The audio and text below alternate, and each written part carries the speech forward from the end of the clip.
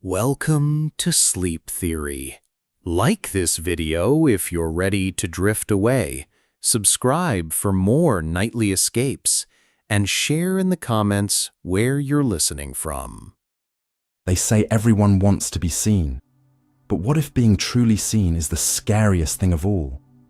What if behind every smile, every perfectly timed post, every filtered truth, there's a quiet fear?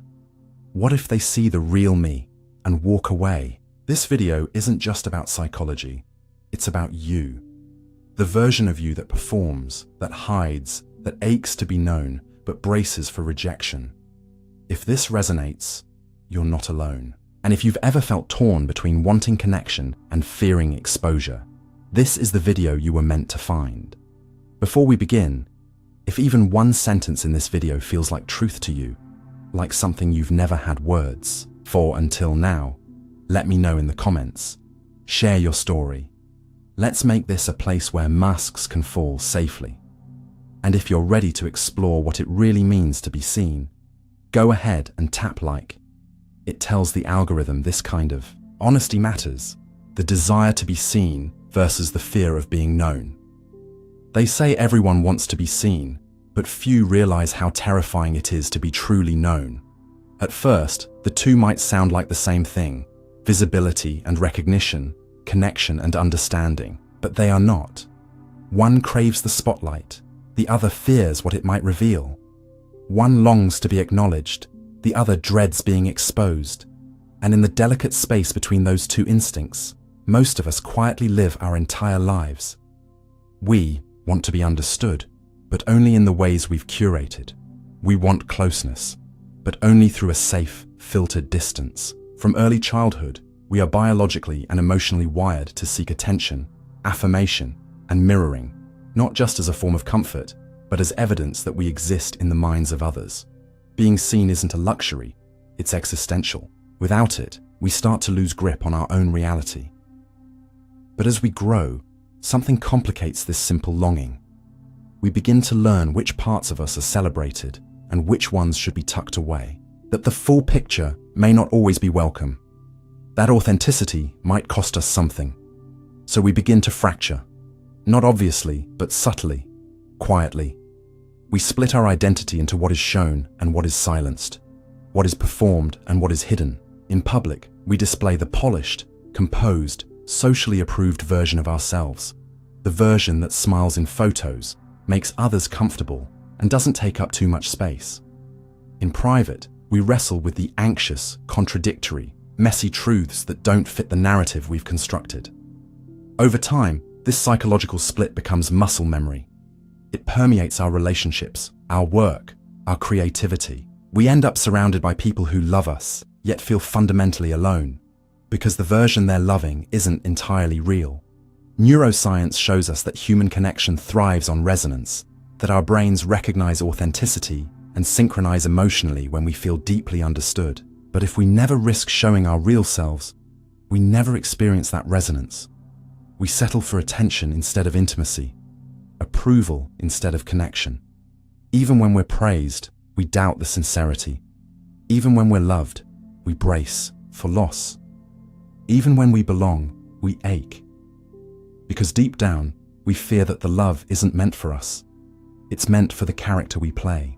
That if we ever drop the act, even for a second, everything we've built might collapse. And so, visibility becomes performance. Vulnerability becomes a calculated risk.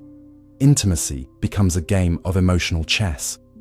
We're told to be ourselves, but only if we're palatable. We're encouraged to speak our truth, but only if it's not too uncomfortable. The line between honesty and rejection becomes so blurry that many of us stop walking toward it at all.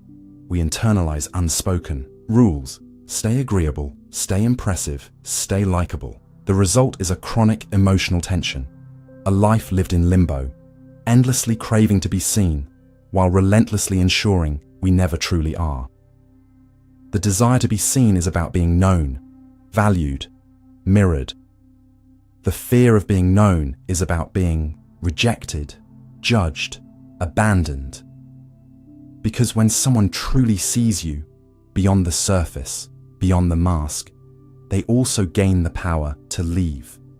They gain the power to use what you've shown them against you. So we stall, we shrink, we perform connection instead of experiencing it. We confuse exposure with intimacy, vulnerability with danger. And in the quiet moments when the applause fades and the masks come off, we begin to wonder, if no one knows the real me, then do I even exist in their eyes? And if I only ever show a version of myself I've edited to survive, then who am I underneath it all? The fear runs deep. It's not just emotional, it's evolutionary.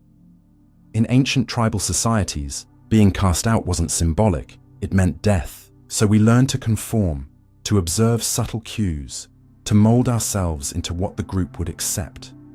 That survival instinct still pulses in our modern nervous systems. We shapeshift, at work, with friends, in love. We become who the room needs us to be, who our partner desires, who our parents imagined, who we think will finally make us enough. But with each adaptation, we lose something sacred, the thread of selfhood, the quiet truth of who we are when no one is watching, the raw, unpolished story that doesn't beg for applause. And that truth is the only thing that can anchor us, the only thing that can save us from being swallowed by our own performance. Telling it, living it, is terrifying, but it's also the only path back to wholeness. Because the opposite of being seen isn't invisibility, it's being misseen. It's the unbearable dissonance of having your life applauded while feeling entirely unknown. It's the loneliness that hides in plain sight underneath every hollow compliment and every forced laugh. Over time, we begin to believe that maybe our hidden parts really are unworthy, that maybe we are only lovable in pieces, not as a whole. We shrink ourselves to fit someone else's comfort zone. We self-reject before anyone else can. And then the mask fuses with the face. The performance becomes the person. We forget what it was like to be real. Not because we are deceitful, but because we are afraid, because we are human. And that fear of exposure, of rejection, of being truly known and then discarded is ancient, but it is also conquerable. Not all at once, and not without risk, but slowly, gently, in moments of real courage. Like standing in front of someone, emotionally unarmored, and saying, "This is me, all of me," and allowing silence to stretch without rushing to fill it. And maybe, just maybe, someone meets you there, not with perfection, not with grand promises, but with presence, with their own trembling honesty. And in that moment, the paradox dissolves.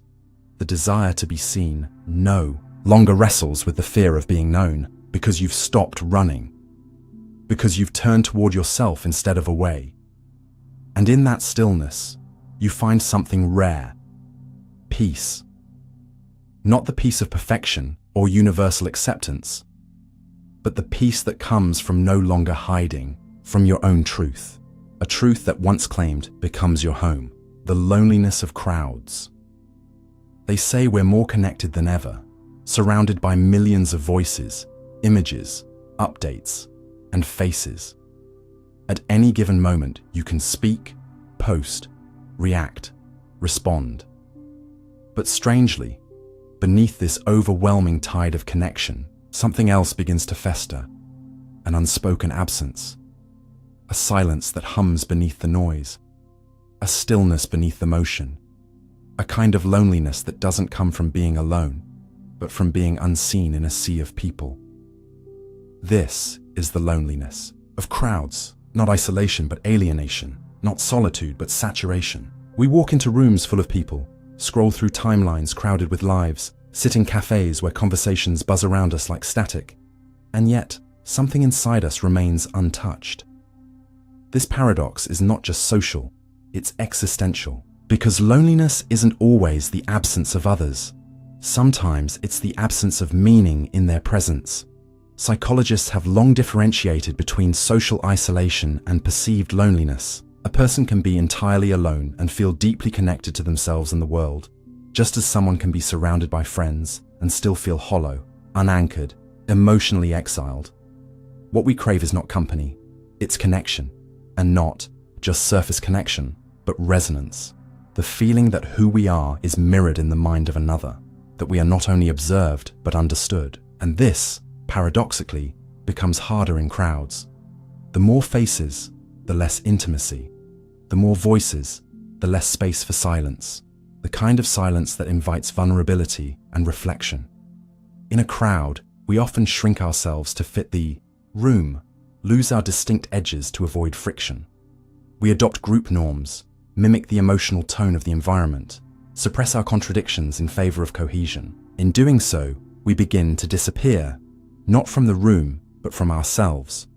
We become performative, hyper-aware of perception, constantly managing impressions. And though we may laugh, engage, nod, and participate, a part of us remains on the outside looking in. Because connection without authenticity is like eating without nourishment. It fills the moment, but starves the soul.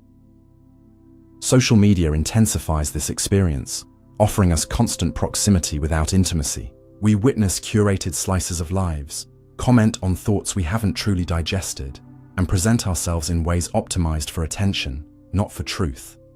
We may receive likes, hearts, replies, but rarely do we feel held, heard, or deeply seen. This isn't just a technological issue, it's psychological. The architecture of our social systems rewards visibility over vulnerability, popularity over depth, presence over authenticity. And so we learn to be present without being real. We show up to events, conversations, relationships with a layer of ourselves polished and protected, while the rest stays beneath the surface, guarded, waiting, hoping someone might notice the tremble beneath the smile. Over time, this creates a psychological dissonance. The more we engage without depth, the more we begin to question whether depth is even possible, whether anyone can truly know us, whether there's still a language for what we're feeling, or just emojis and small talk and clever one-liners. We begin to mistrust closeness, not because we don't want it, but because we no longer recognize the path that leads to it. And so we stay in motion. We fill our calendars, check our phones, keep the noise going, because stillness might reveal the ache of being emotionally invisible, the ache of speaking without resonance, the ache of hearing our name but never our heart. And this kind of loneliness is insidious. It doesn't announce itself with silence, but with overload. It hides behind laughter, activity, momentum. It's the kind of loneliness that makes you feel defective for feeling lonely in the first place. After all, how could you be lonely when you're never really alone? But loneliness, at its core, isn't a numbers game. It's a narrative disruption. It's the gap between the self you are and the self that is acknowledged. It's the growing sense that no one is really listening, not because they're cruel, but because they're just as overwhelmed, just as disconnected, just as wrapped in their own invisible ache.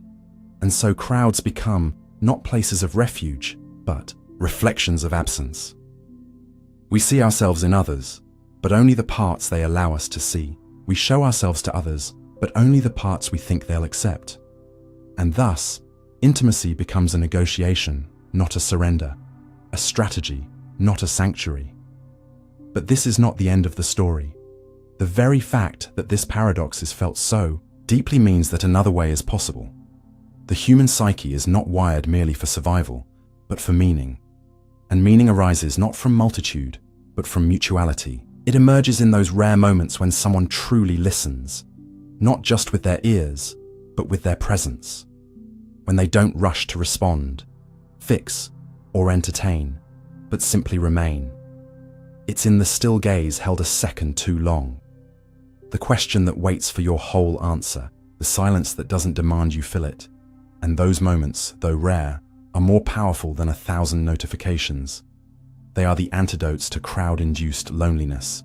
They remind us that connection isn't about frequency, it's about depth. And depth can only emerge when we dare to slow down, to stop performing, to risk being misunderstood.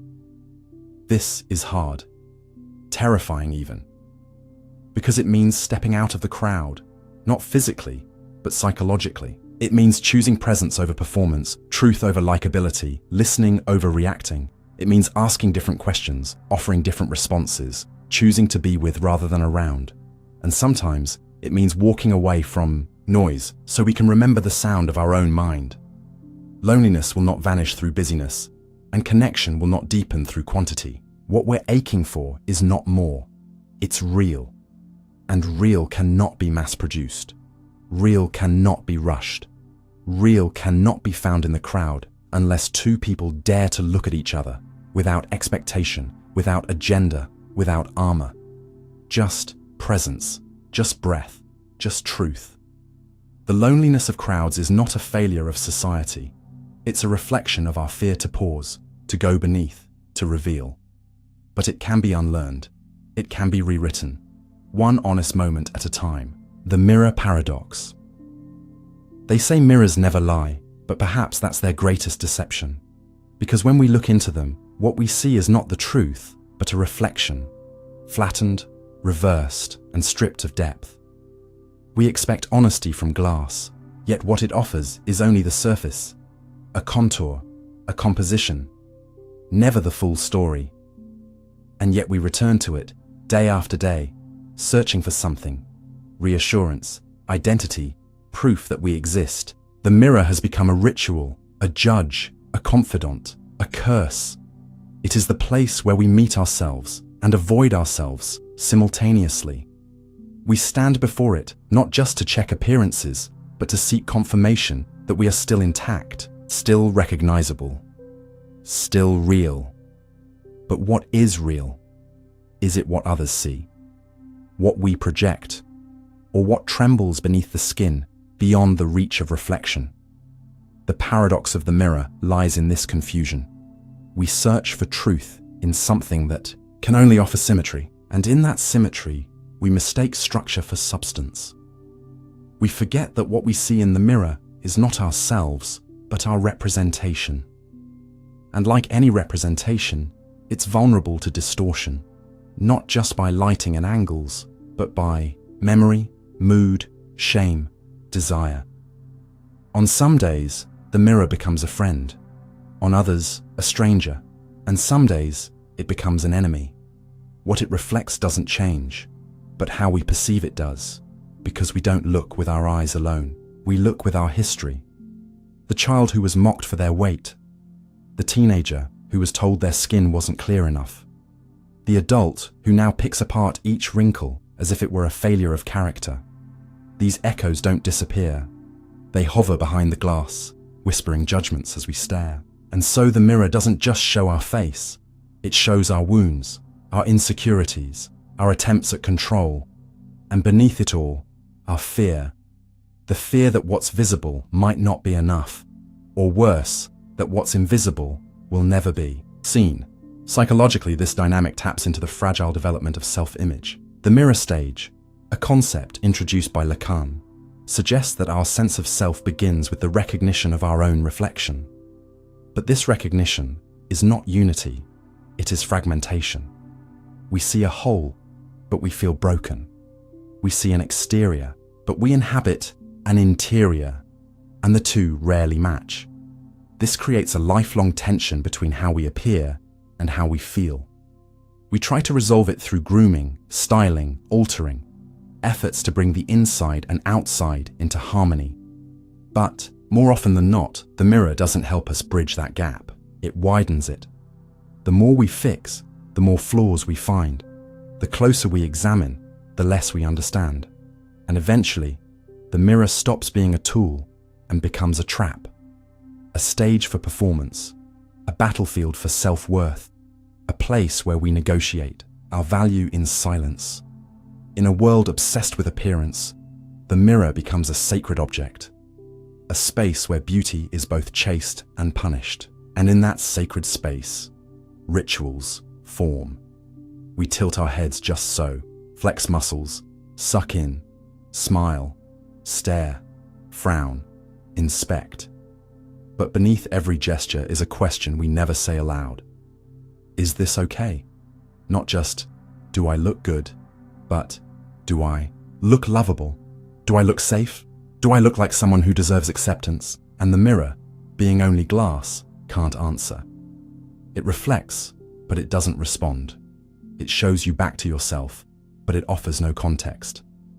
It doesn't know the night you cried, or the morning you laughed, or the battles you've survived. It only sees what's there, and yet we treat its silence as judgment. We fill in its blanks with the harshest voices we've internalized. We mistake our reflection for evidence.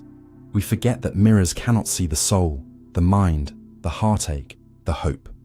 They cannot see resilience or kindness. They cannot measure longing or joy. They cannot perceive change unless it is visible. And so we begin to doubt the parts of ourselves that aren't reflected. We devalue the unseen. We neglect the intangible. We start to believe that we are only as real as what the mirror confirms. And that belief is dangerous, because what the mirror misses is everything that truly matters.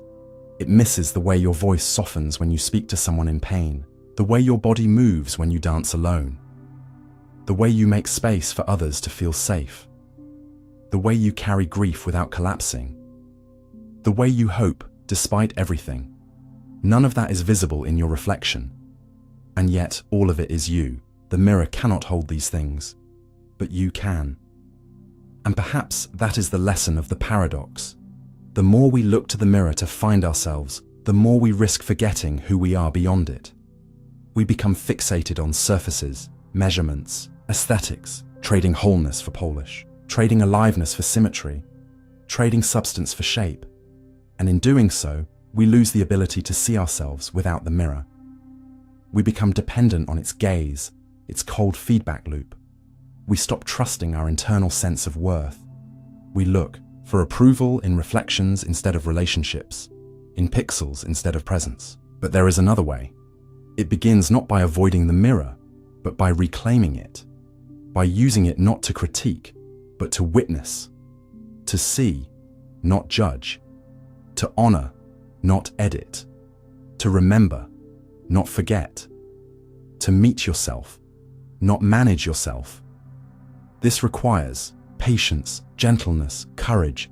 It means standing before your reflection not as an adversary, but as an old friend, someone you've misunderstood perhaps, but never truly left. It means softening the gaze, resisting the impulse to dissect, and instead asking, who am I beyond this? Not to escape the body, but to re-enter it, not to deny the image, but to remember it's only a fragment. You are not your reflection. You are not the angle or the lighting or the blemish or the line. You are not the parts you've been taught to dislike. You are not the features others failed to admire. You are not the silence of the mirror. You are the voice behind it, the story that shaped it, the presence that persists beyond it. And when you begin to see yourself from that place, not from the surface, but from the center, the mirror begins to lose its power. Not because it changes, but because you do. Because you no longer seek permission from glass, because you no longer confuse reflection with reality, because you remember that the only true way to see yourself is to live as yourself, not in fragments, not in edits, but in full, undeniable wholeness. And from that place, you can finally say, this is me, not as the world sees me, but as I am. And I do not need a mirror to know that I exist. The escape trap. There's something seductive about escape. A promise whispered to us in the quiet moments when reality becomes too loud, too heavy, too sharp around the edges. It tells us there's a door somewhere, a break in the pattern, a place where the weight we carry can be set down without explanation. Escape wears many masks. Sometimes it looks like a vacation, a drink, a night of silence. Sometimes it looks like ambition, distraction, endless scrolling, even reinvention. Sometimes it arrives as productivity, masked as purpose, driving us to achieve not because we love the pursuit, but because we fear what stillness might reveal. And sometimes it's as subtle as the thought, if only I was somewhere else. Someone else? Something else. It doesn't matter how far we run or how convincingly we pretend. We chase the fantasy that somewhere beyond this moment lies relief, a smoother version of life, a kinder version of ourselves, a space unburdened by the accumulated noise of our minds. But what if the need to escape is not the enemy, but a signal?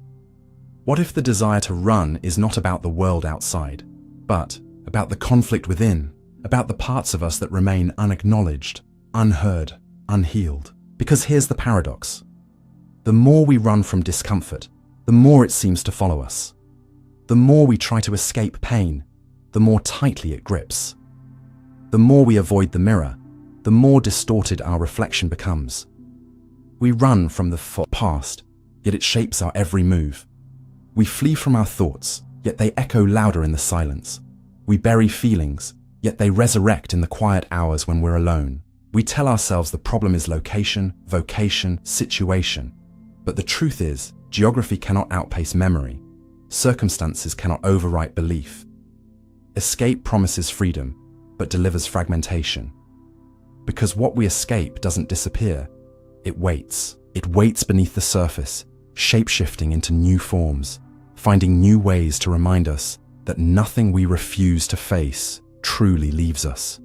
The unspoken, the unresolved, the denied, they root themselves into the soil of our being and sprout through the cracks when we least expect it.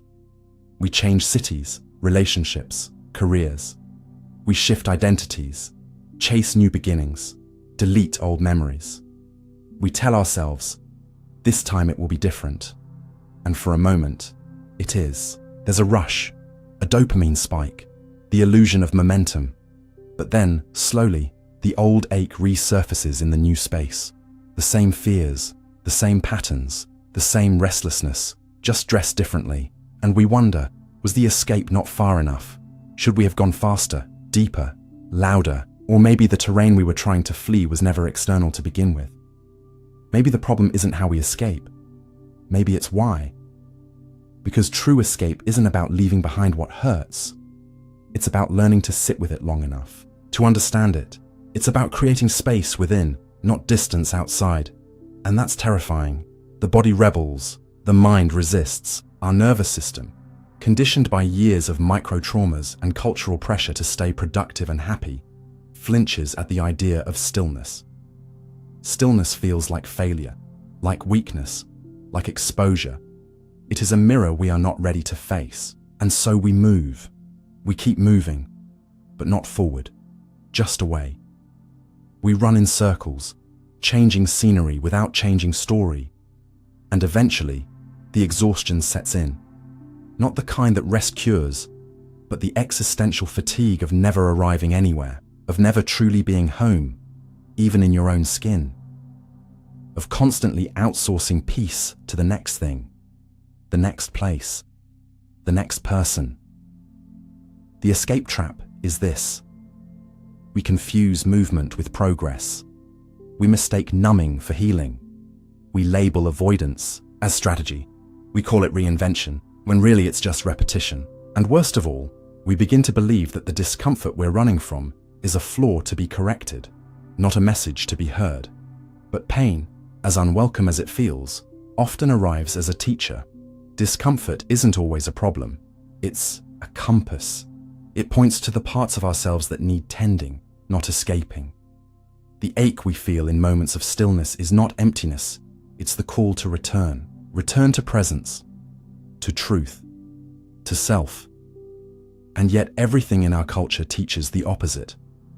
Hustle more, distract faster, curate harder, optimize happiness, monetize meaning. We are taught that anything uncomfortable must be fixed, optimized, transcended. We are rarely taught to simply be with it, but no one tells us that sometimes the most radical act is to stop, to sit, to listen, to stay. Staying doesn't mean surrendering to suffering. It means no longer abandoning yourself in its presence. It means becoming the witness rather than the fugitive.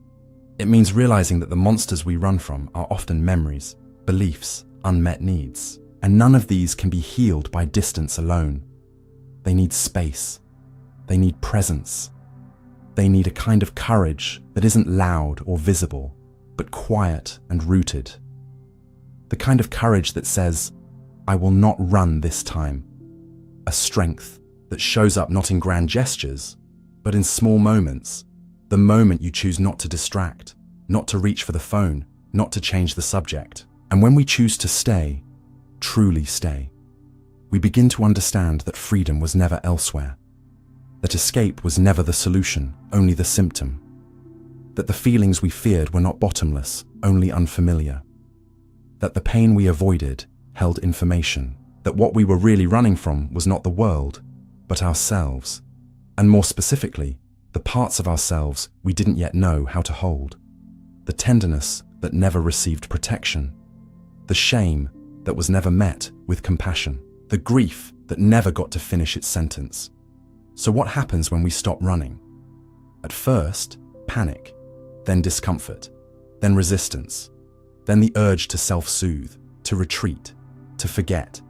But if we stay a little longer, if we soften instead of flee, we begin to hear something beneath the chaos, clarity, the clarity that we are still here, that we are still whole, that we don't need to outrun the past to create a future, that healing begins not at the finish line, but at the moment we decide to turn inward rather than outward.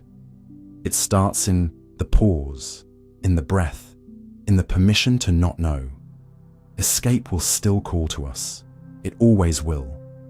There will always be something easier than honesty, quieter than grief, shinier than self-inquiry. But the next time it whispers, we might pause, we might breathe, we might ask, what am I truly trying to leave behind? And what might happen if I stayed instead? Not forever, just for now. Just long enough to remember that the life we want isn't hiding somewhere far away.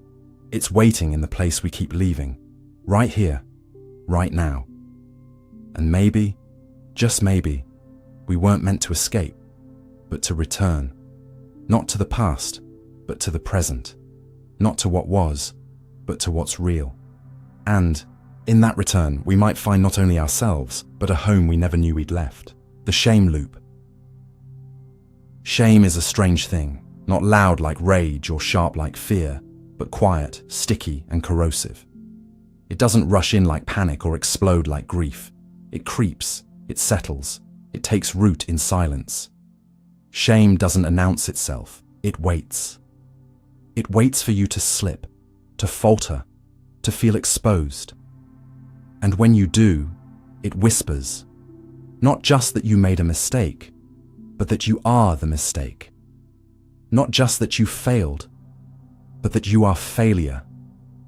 And in that one subtle shift, everything changes. Guilt says, I did something wrong. Shame says, there's something wrong with me. It doesn't just attack behavior, it targets identity. And once shame enters that space, it loops, a closed circuit, a repeating reel, an internal narrative that replays over and over, each time a little quieter, a little more convincing, until it no longer feels like a voice inside you. It feels like who you are. You begin to adjust your posture, your speech, your expression. You hide the parts of yourself that feel too much, too needy, too broken. You apologize for your existence in small ways, declining compliments, minimizing your needs, laughing when you want to cry. And all of this becomes so practiced, so habitual, that you don't even notice you're doing it anymore. Shame doesn't just shape how others see you, it reshapes how you see yourself. Over time, you forget the original wound, but the scar dictates your movements. You pull away from closeness because being known feels dangerous. You stop trying new things because failure is no longer a possibility. It's a prediction. You overperform to compensate or underperform to preempt disappointment. You build an entire personality around damage control. And in doing so, you enter the shame loop. Not because you're weak or broken, but because you learned somewhere along the line that vulnerability is unsafe. That imperfection invites exile. That to be fully yourself is to risk being unloved. And so you protect yourself the only way you know how, by hiding. But hiding creates its own hunger, a hunger to be seen, to be held, to be accepted. And that hunger conflicts with your belief that you are unacceptable. So when love comes, you doubt it. When kindness comes, you deflect it. When opportunity arises, you sabotage it. Because deep down, shame has taught you a dangerous lie. that you are not worthy of good things, that if people really knew you, knew the real you, they would leave. And that belief doesn't just sit in the background. It steers. It filters every relationship, every decision, every hope. It becomes the lens through which you view the world and your place in it. And because you expect rejection, you often behave in ways that invite it. You withdraw, you test, you push away. And when people do leave or fail to understand, you say, "See, I knew it." And the loop tightens. But here's the thing. Shame is not born in isolation. It is taught. It is passed down. It is planted by words, looks, moments, sometimes small, sometimes seismic, that told you who you were was too much or not enough. A parent who praised achievement but ignored emotion. A teacher who mocked instead of guided. A friend who turned away when you needed closeness. A culture that rewarded perfection but punished authenticity. These moments do not disappear. They live in the body, in the breath that shortens when you speak up, in the tension in your jaw when someone gets too close, in the instinct to say, "I'm fine," when you're anything but. But what's cruel about shame is not just its presence, it's how convincing it is, how it masquerades as truth, how it builds a prison using your own voice. And once that voice becomes familiar, you stop questioning it. You carry it into every room. You hear it in every silence. You feel it in every compliment you don't believe. And even when you try to heal, it finds a way in. You're not doing it right. You're not healing fast enough. You're still broken. Shame loops, because shame feeds on itself. You feel ashamed, then ashamed of feeling ashamed. You isolate, then hate yourself for being lonely. You make a mistake, then spiral because you should have known better. It's recursive, self-reinforcing, a trap disguised as self-awareness. But shame cannot be outperformed. It cannot be outsmarted. It cannot be shamed into silence. The only thing that begins to unravel shame is compassion, and not the soft, surface-level kind. Deep, fierce, rooted compassion, the kind that looks your worst moments in the eye and doesn't flinch. The kind that says, "Yes, you've messed up. Yes, you've hurt and been hurt. And yes, you are still worthy of love." This is hard, brutally hard, because shame will resist it. It will call compassion naive, indulgent, weak. It will beg you to keep hiding, to keep pretending, to keep performing. But if you stay, if you don't run, something shifts. Slowly, quietly. You begin to question the voice. You begin to separate who you are from what you've internalized. You begin to say, "That story is old. That wound is real, but it does not define me. That voice is loud, but it is not mine." And in those moments, those fragile, defiant moments, you begin to write a new loop, one rooted not in shame, but in self-recognition, one that doesn't demand perfection, but welcomes honesty. One that doesn't pretend you are invincible, but reminds you that you are not alone. Because if shame thrives in secrecy, then healing begins in the light, in the telling, in the trembling, uncertain confession that says, "I am not okay, but I want to be." And someone, somewhere, will hear you. Maybe not right away, maybe not in the way you hoped, but they will. And even if they don't, you will have heard yourself, spoken truth instead of silence, offered grace instead of punishment. And that, in itself, is a revolution. Not a loud one, not a cinematic one, but a quiet, stubborn, brave one. The kind that breaks loops, the kind that rewrites stories, the kind that brings you back to yourself, not perfect, not fixed, but whole in your humanity. And in that wholeness, shame loses its grip. Not because it disappears, but because it no longer gets to speak last. The voice inside paradox. There is a voice inside you. You know the one that speaks before anyone else does, that finishes your thoughts, that comments on your choices, your failures, your pauses. It's not always loud, but it is constant. Sometimes it sounds like a whisper of encouragement, gentle, grounding, familiar, but more often, it carries a tone you wish belonged to someone else. Sharp, sarcastic, demanding.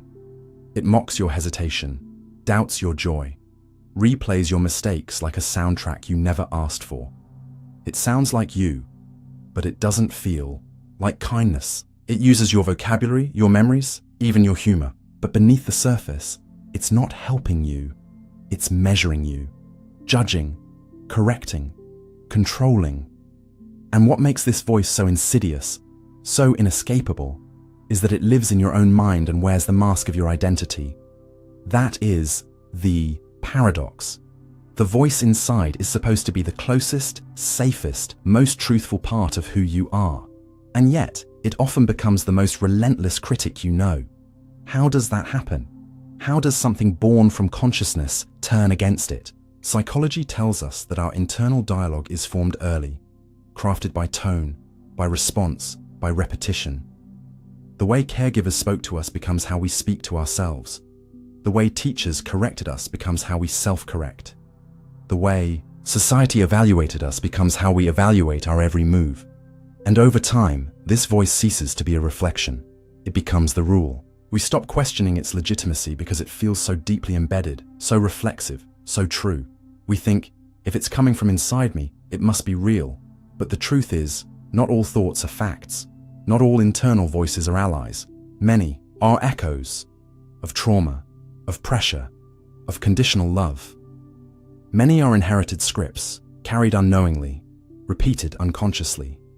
And yet, they hold power, immense power. They shape how we feel about ourselves before anyone else has a chance to. They narrate our stories in real time. They turn risk into recklessness, softness into weakness, desire into danger. And most of the time, we let them. Because confronting that voice requires something we're rarely taught: inner discernment.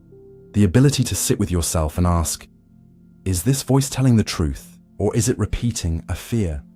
That question is revolutionary. It creates space between thought and identity, between belief and being.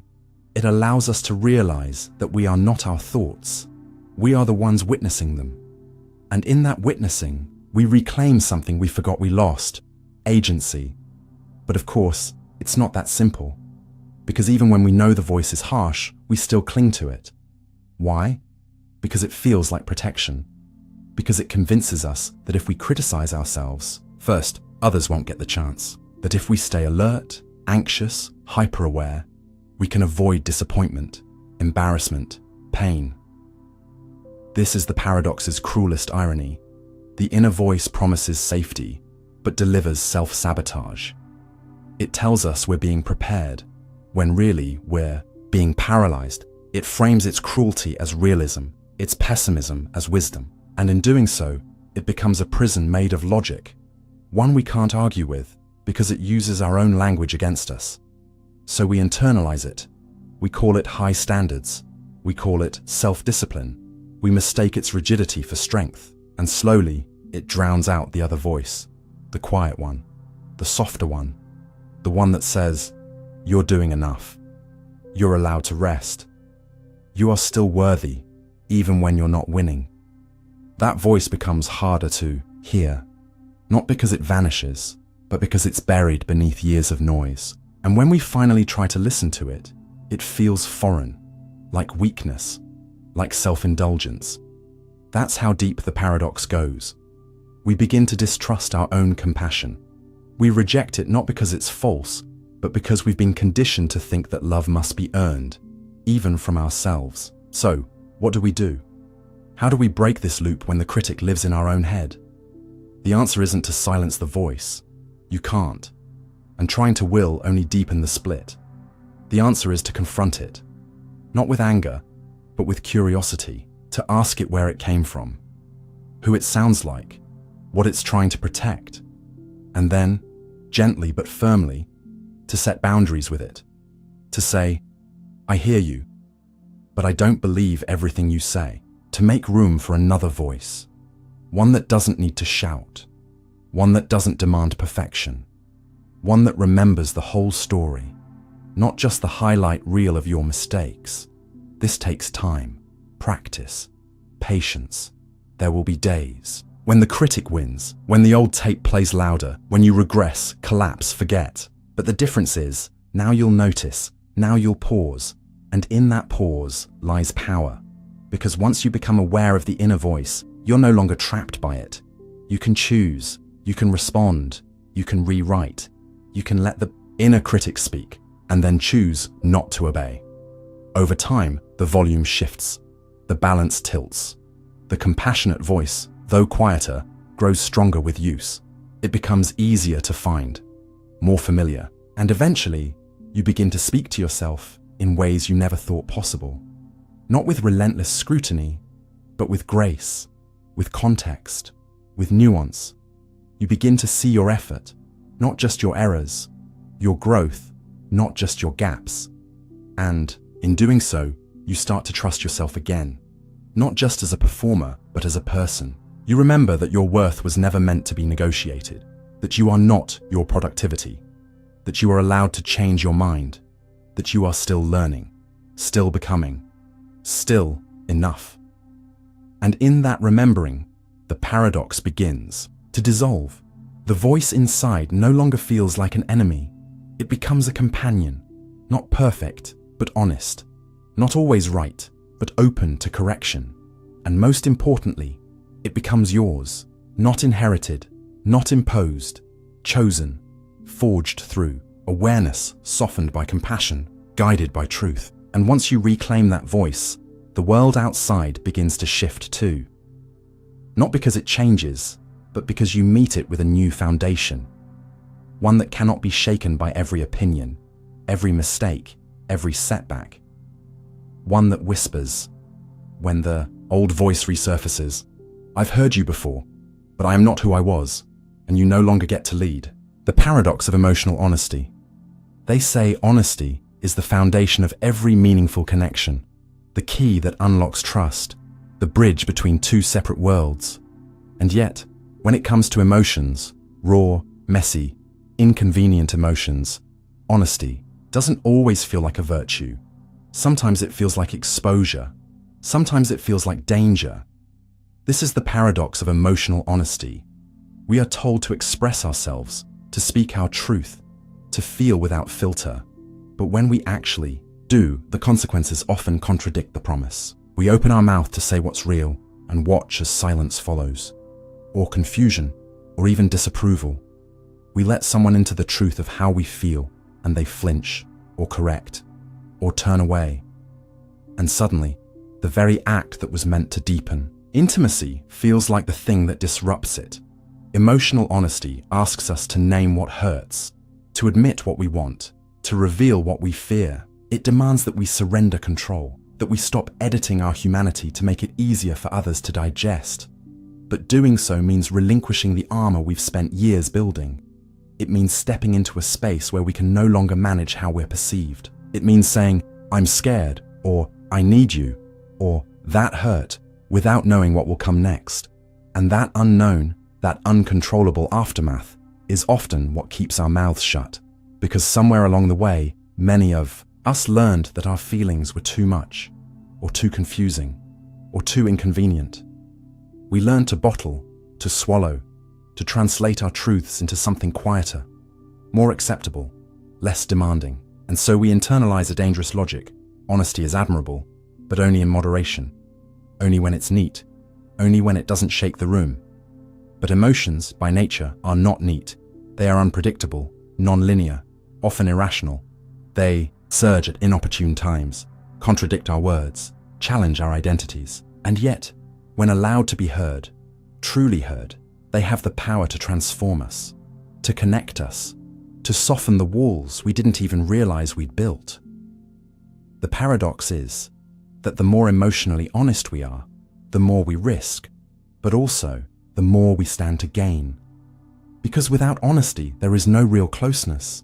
There is performance, there is politeness, there is agreement, but not intimacy. Intimacy requires truth, and truth requires courage. Not just the courage to speak, but the courage to be misunderstood, to be met with discomfort, to be seen, not as a polished version of ourselves, but as the vulnerable, complicated, imperfect beings we are. And this is terrifying, especially when our culture rewards detachment, composure, and logic. Especially when vulnerability is so often mistaken for weakness. Emotional honesty breaks that illusion. It breaks the performance. It says, here is what's real, even if it's messy, even if it's unpopular, even if it changes things. And sometimes it does change things. Sometimes it costs us something, a friendship, a relationship, a version of ourselves we were trying to protect. But what it gives us is something deeper. Self-alignment, the internal congruence of living in accordance with what we actually feel.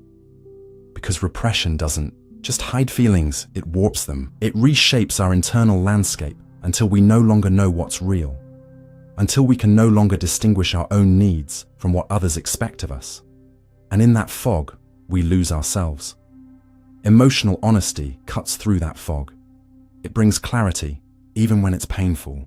It reconnects us to our instincts, our desires, our disappointments. It tells us where the wound is, where the longing lives, where the healing needs to begin. But it can't do that work unless we let it speak, unless we risk being raw. And that's the real cost of emotional honesty. Not rejection by others, but confrontation with ourselves. The realization that we've been performing safety, that we've been withholding not just from the world, but from our own heart, that we've been waiting for someone else to make it safe to be real, when really, that permission can only come from within. Of course, not every space is safe for vulnerability. Not every person is capable of holding emotional truth with care.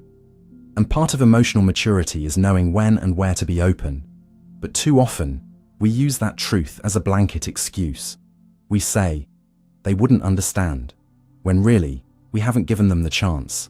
We say, now's not the right time, when really we're terrified there will never be a right time. We convince ourselves that our feelings are too complicated to name, when really we're afraid of what naming them might demand. Because once something is spoken, it becomes real. It enters the world. It changes the dynamic. It asks something, not just of others, but of us. It asks us to stand by what we feel, to take ownership, to be responsible, not just for our pain, but for our needs. And that, perhaps more than anything, is what makes emotional honesty so difficult. It dismantles the illusion of self-sufficiency. It breaks the narrative that we are fine, that we are unaffected, that we don't need anything from anyone. But we do. We all do. We need to be seen. We need to be heard. We need to be held in our truth, not just our performance. And we need to be able to do the same for others. Emotional honesty is not just about speaking. It's about listening, holding space, not fixing, not analyzing, just witnessing, letting someone be real without turning away. And in that shared space, something sacred happens. The armor softens, the breath deepens, the nervous system regulates, the shame begins to dissolve, and two people, for a moment, meet not as roles, but as humans. That's the gift of honesty, but it only arrives when we're willing to risk the discomfort it brings. So what do? We start small. We name one truth. We let one feeling rise. We sit with it, even when it trembles.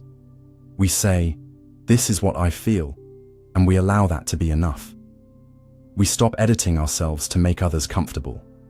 We stop waiting for the perfect moment. We stop believing that vulnerability must always come with a happy ending, because sometimes it doesn't. Sometimes honesty hurts, but it also heals, and not always in the way we expect. It heals not by fixing the world around us, but by realigning the world within us. It brings us back into integrity with ourselves, with our values, with our reality. It teaches us to tolerate discomfort, to trust our instincts, to stop abandoning ourselves for the sake of peace. And as we grow more fluent in this kind of honesty, we become safer, not just for others, but for ourselves. We become the space where truth doesn't have to hide, where emotion doesn't have to wear a disguise, where the full spectrum of being human is allowed. And that kind of space is rare, but it is powerful, it is revolutionary, and it begins the moment we decide that truth is worth the risk. even if our voice shakes, even if we don't know what will happen next, even if we are met with silence, because in that silence, something sacred still happens. We hear ourselves, fully, honestly, finally. The nostalgia distortion. There's something about the past that calls to us, not always loudly, but persistently, like a quiet knock behind memory, a distant light flickering at the edge of our present. We look back not just because we remember, but because we need to. Nostalgia, in its gentlest form, is comfort, a psychological balm, a story we tell ourselves when the present feels too sharp or the future too uncertain. It offers us familiarity in a world that constantly demands reinvention, a place of stillness when time feels like a treadmill we can't quite get off. But what we rarely admit is that nostalgia is not the past. It's our edited version of it. It is selective, softened, often romanticized. It filters out complexity, rearranges memory, turns pain into poetry, and absence into beauty. It is less a mirror than a filter, less a record than a painting. And this is the paradox of nostalgia. The more we indulge in it, the less clearly we see what was real, and the less fully we live in what is now. We begin to remember not events, but feelings, not timelines, but textures. And those feelings become distorted, idealized, magnified. The high points are highlighted, the flaws are blurred, and the people we once struggled with become saints or symbols. Our minds fill in the blanks with what we wish had happened, or what we wish still could. We say we miss a time, but often, we're mourning a version of ourselves that existed during that time. A self we now feel detached from, unsure how to access again. That longing isn't just for an era, it's for a self-state. A feeling of wholeness, ease, or innocence that now feels foreign. This emotional time travel can be soothing, even necessary. It helps us orient ourselves in an ever-changing world, but if left unchecked, it can quietly imprison us. We start to view the past as a golden age, a place where things made sense, where happiness was pure, where we were more whole, and the present, by comparison, becomes duller, flatter, less real. We stop engaging with now because now can't compete with the glow of what was. And yet, if we're honest, that glow is manufactured, because the truth is, even our most cherished memories were layered with confusion, fear, contradiction. We forget that the version of the past we long for is a version that never fully existed, not the way we remember it. Psychologists call this rosy retrospection, the tendency to recall past experiences as being more positive than they actually were. It's a cognitive bias rooted in the emotional relief of distance. Once a moment has passed, we're no longer in its chaos, its discomfort, its uncertainty. We remember it from a safer place. But safety dulls detail, and so memory morphs. This isn't a flaw. It's how the brain protects us, but it creates a subtle danger. We begin to compare the messiness of the present to the fantasy of the past, and the present always loses. We say things like, life was simpler back then, or people were kinder, or I used to feel more alive. But what we often mean is, I felt more connected to myself, or I wasn't yet carrying the weight I carry now. Nostalgia doesn't just bend history, it reveals emotional need. It points to something lacking in the now, a loneliness, a restlessness, a craving for coherence. And instead of addressing those needs directly, we take refuge in memory. We loop old songs. We revisit old messages. We rewatch films that spoke to who we were. We reach for the comfort of familiarity, even when it no longer fits. We scroll through old photos, not just to see, but to feel. Not just to remember, but to touch the version of ourselves who smiled without pretense, who wasn't yet hardened by disappointment. And all the while, life moves around us, unfolding, demanding our attention. But we're half present, half gone, somewhere between longing and loss. And the more we stay there, the harder it becomes to come back. Because nostalgia, for all its sweetness, can be addictive. It offers escape without movement, emotion without risk, connection without vulnerability. It asks nothing of us except to remember. But healing doesn't come from remembering. It comes from reconciling, from integrating the past, not idolizing it, from seeing it clearly, with its cracks and shadows, intact. And that requires us to tell a different story, not one where the past was perfect, but one where it was real, complex, incomplete. One where we acknowledge both the joy and the grief, both the clarity and the confusion. One where we remember that nostalgia is not an enemy, but neither is it always a friend. It's a signal, not a solution.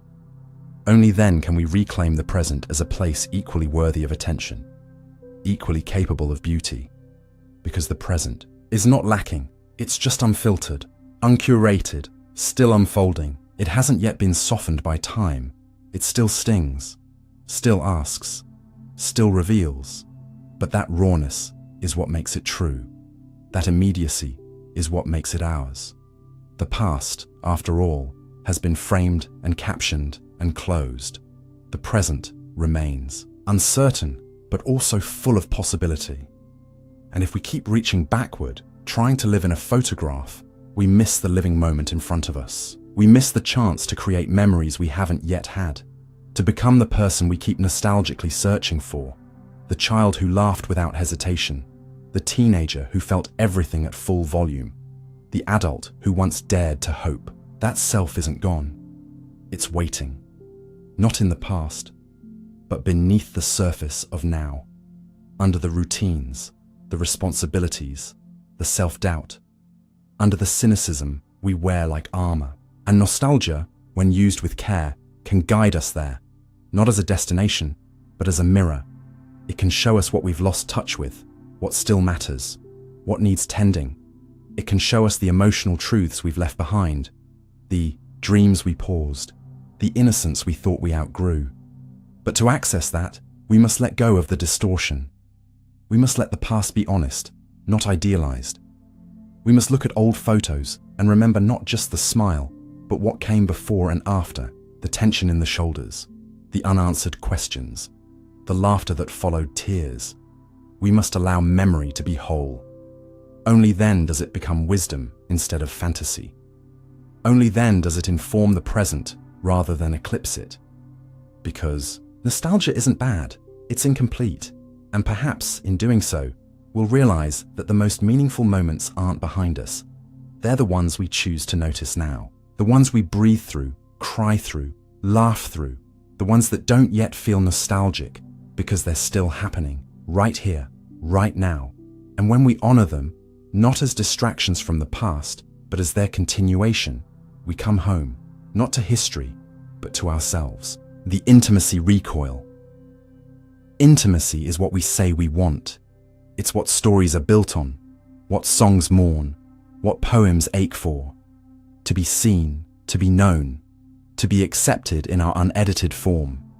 This is the promise intimacy holds. And yet, when it arrives, when someone gets close enough to touch not just our skin, but the deeper layers beneath it, something in us flinches. We recoil, not always in ways that are visible. Sometimes it's subtle. A hesitation in the voice, a shift in posture, a delayed reply, a joke told too quickly. Sometimes it's louder, a sudden anger, a withdrawal, a disappearance. This is the paradox of intimacy. We crave closeness, but fear what it might uncover.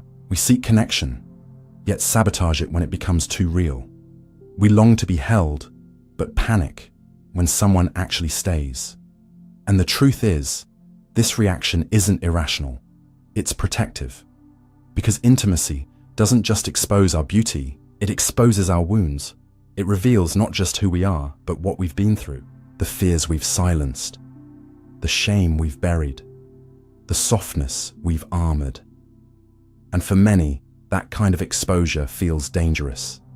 It evokes memories of being misunderstood, rejected, abandoned. It reminds the body of every time vulnerability was met not with care, but with consequence. And so, even as the heart leans forward, the nervous system pulls back. The body, ever faithful to its history, doesn't distinguish between past and present. It only recognizes sensation. And intimacy, when it gets too close, feels like risk, like danger. like standing too near the edge of something vast and unknown. And so we recoil, not because we don't care, but because we care too much, because connection means mattering, and mattering means the possibility of loss. Because when someone sees us clearly, they gain the power to hurt us deeply. And even if they never intend to, the threat remains. But here's what makes the intimacy recoil so confusing. We often don't realize we're doing it. We mistake it for logic. We say, I'm just not ready, or I need space, or I don't want to rush. And sometimes those are true. But often they're armor, they're strategies, they're how we create distance while still appearing engaged. We become experts at keeping people just far enough away that they can't touch what's real. We show them what's acceptable, what's admirable, what's already processed, but not the raw, not the unsure, not the parts still aching. And in doing so, we end up feeling unseen. Not because others refuse to see us, but because we never showed them the whole picture. We curate connection and then grieve that it's not enough. We blame the other for not reaching deeper, but forget that we built the walls. And the longer we do this, the more intimate we become with our defenses instead of with others. We learn to find safety in solitude, not because we prefer to be alone, but because solitude never asks us to risk being known. But this kind of safety comes at a cost, because the same walls that keep hurt out also keep love from getting in. They become our shelter and our prison. And inside that prison, we start to believe that maybe we're just not built for closeness, that maybe we're too complicated, too much, too confusing. We start to romanticize self-reliance. We wear independence like armor, not realizing it's cutting us off from the very thing we were built to need: connection. Because we are wired for it, biologically, emotionally, spiritually. Infants die without it. Adults ache without it. Even the most solitary of us still long, in some quiet way, to be met, to be mirrored, to be felt. And when that need goes unmet for too long, it doesn't vanish, it distorts. It becomes hunger, restlessness, addiction, detachment. We seek substitutes. We scroll endlessly. We perform intimacy online. We talk but don't reveal. We touch but don't feel. We confuse chemistry for closeness, attention for affection, sex for safety. And yet, when we're finally alone, the ache returns. The one that whispers, there's more. There must be more. And there is. But it asks for something costly. It asks for presence, for slowness, for the willingness to stay in the room when discomfort arises, to not bolt the moment we feel misunderstood, to not shut down when someone sees a part of us we haven't yet accepted. That is the hardest part of intimacy.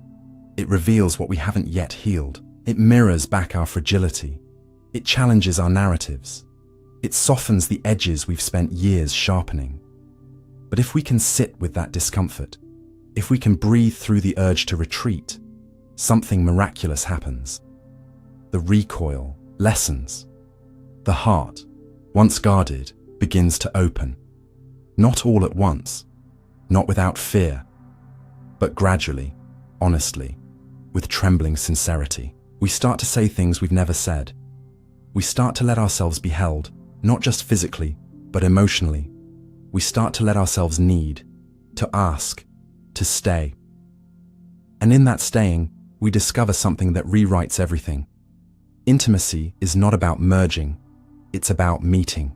It's not about losing the self, but bringing the self fully to another. It's not about perfection or performance. It's about presence, raw, flawed, human presence. The kind that doesn't require fixing, only witnessing. And that kind of connection doesn't scream, it whispers, it sits with, it listens long, it asks gently, can you still love me here? Can I still love you there? And when the answer is yes, even if it's whispered, even if it's unsure, it changes us. It rewires the nervous system. It tells the body, you're safe now. And slowly, we learn a new language. One where closeness doesn't mean danger, where exposure doesn't mean rejection, where being seen doesn't mean being hurt. And that language becomes the foundation of something we didn't know we were allowed to build: a home, not in someone else, but in the space between. A sacred middle where two selves can meet in their fullness and not flinch. That is intimacy. And yes, we may still recoil from time to time. The old instincts don't vanish overnight. But now we notice, we pause, we soften, and maybe, just maybe, we lean in instead of pulling away. The surveillance within. We often think of surveillance as something external, cameras on street corners, microphones in devices, data tracked in silence. We imagine watchful eyes belonging to governments, corporations, systems too large to touch. But what if the most pervasive surveillance doesn't come from the outside, but from within? What if the most constant watcher is not a stranger, but our own mind, trained over time to observe, evaluate, censor, and control every thought, every word, every impulse? This is the paradox of internalized surveillance. It begins as protection, as adaptation, as a response to the gaze of others, but over time, it becomes our own. And we don't even realize it's happened. We simply wake up one day and notice that we are no longer free, not because someone is watching us, but because we are watching ourselves, constantly, relentlessly. We monitor how we speak, how we move, how we react. We audit our emotions before they're even felt. We rehearse conversations in our head, anticipate reactions, preempt judgment. We live not in the moment, but in the imagined gaze of those around us. And even when those people are gone, even when the threat is no longer real, the watcher remains. We have internalized the surveillance. It has become the lens through which we view ourselves, a silent, invisible force shaping every decision, telling us what is acceptable, what is attractive, what is appropriate. This watcher is not cruel in the traditional sense. It doesn't shout, it whispers, it suggests, it corrects, it warns. And because it sounds like us, we obey, not out of fear, but out of habit, out of survival. Because at some point, learning to monitor ourselves kept us safe, or so we believed. Maybe it began with a critical parent, a volatile home, a classroom where mistakes were punished, a peer group that mocked difference. Maybe it began with culture, with the unspoken rules of gender, race, class, appearance. Wherever it began, it taught us one lesson very clearly. To be fully ourselves is risky. To be spontaneous is dangerous. To be authentic is naive. So we learned to self-edit, to self-contain, to self-police. And over time, we became experts in self-surveillance. So much so that we started to believe it was normal, that the anxious second-guessing before speaking is just being considerate, that the paralysis before posting is just being responsible, that the emotional suppression is just being strong. But what we're really doing is performing, not for the world, but for the watcher within. And the cost of this performance is high. Because when you are constantly observing yourself, you cannot be fully present. When you are always anticipating judgment, you cannot be truly alive. You become split, a person living and a person watching the person living, a shadow following every step, a voice narrating every thought, and even in solitude, you are not alone. You are being watched by yourself. This creates a quiet kind of exhaustion, a chronic tension that never fully releases. The body tenses. The breath shortens. The mind races. Not because of danger, but because of hyper-awareness. This is what psychologists call hypervigilance, and it is often rooted in trauma, in environments where we had to stay alert to stay safe. And though the environment may change, the pattern remains. We become our own threat detector, our own judge, our own censor, and in doing so, we lose something vital, our spontaneity, our freedom to speak without scripting, to feel without apologizing, to be without performing. This is not just a personal issue, it's a societal one. Because internalized surveillance serves power. It keeps people compliant without coercion. It ensures obedience without force. When people monitor themselves, systems don't have to. And so, cultures of surveillance rely on us to become their agents, to adopt their values as our own, to shame ourselves into silence, to punish deviation before it happens. And the more we do this, the more the system disappears into us. It becomes invisible, intangible, unchallengeable. And that is perhaps the most dangerous part, when oppression no longer needs to be enforced because it has been internalized, when the cage is no longer outside but inside our own skull, when we become suspicious of our own instincts, when we silence ourselves before anyone else gets the chance. But there is another way.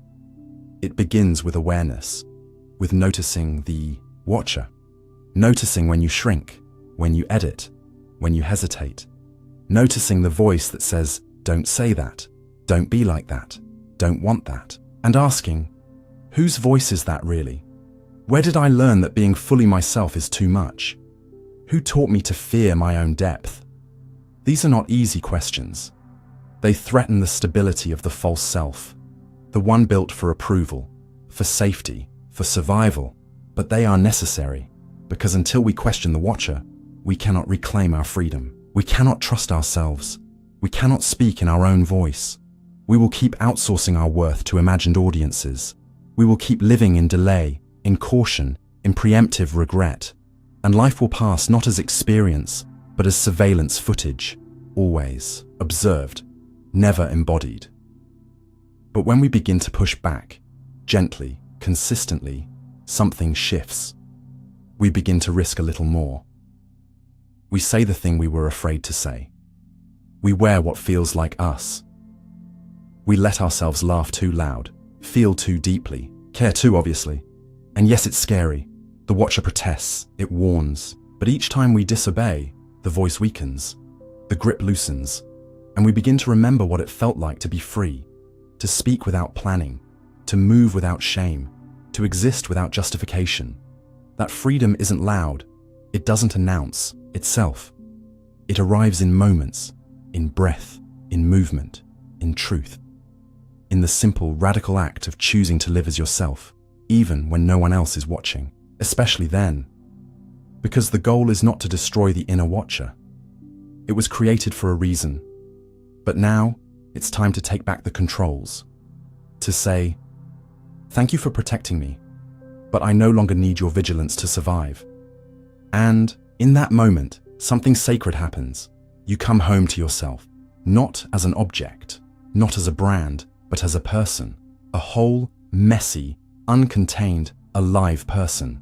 And that is a rebellion greater than any camera can capture. That is a revolution no system can predict.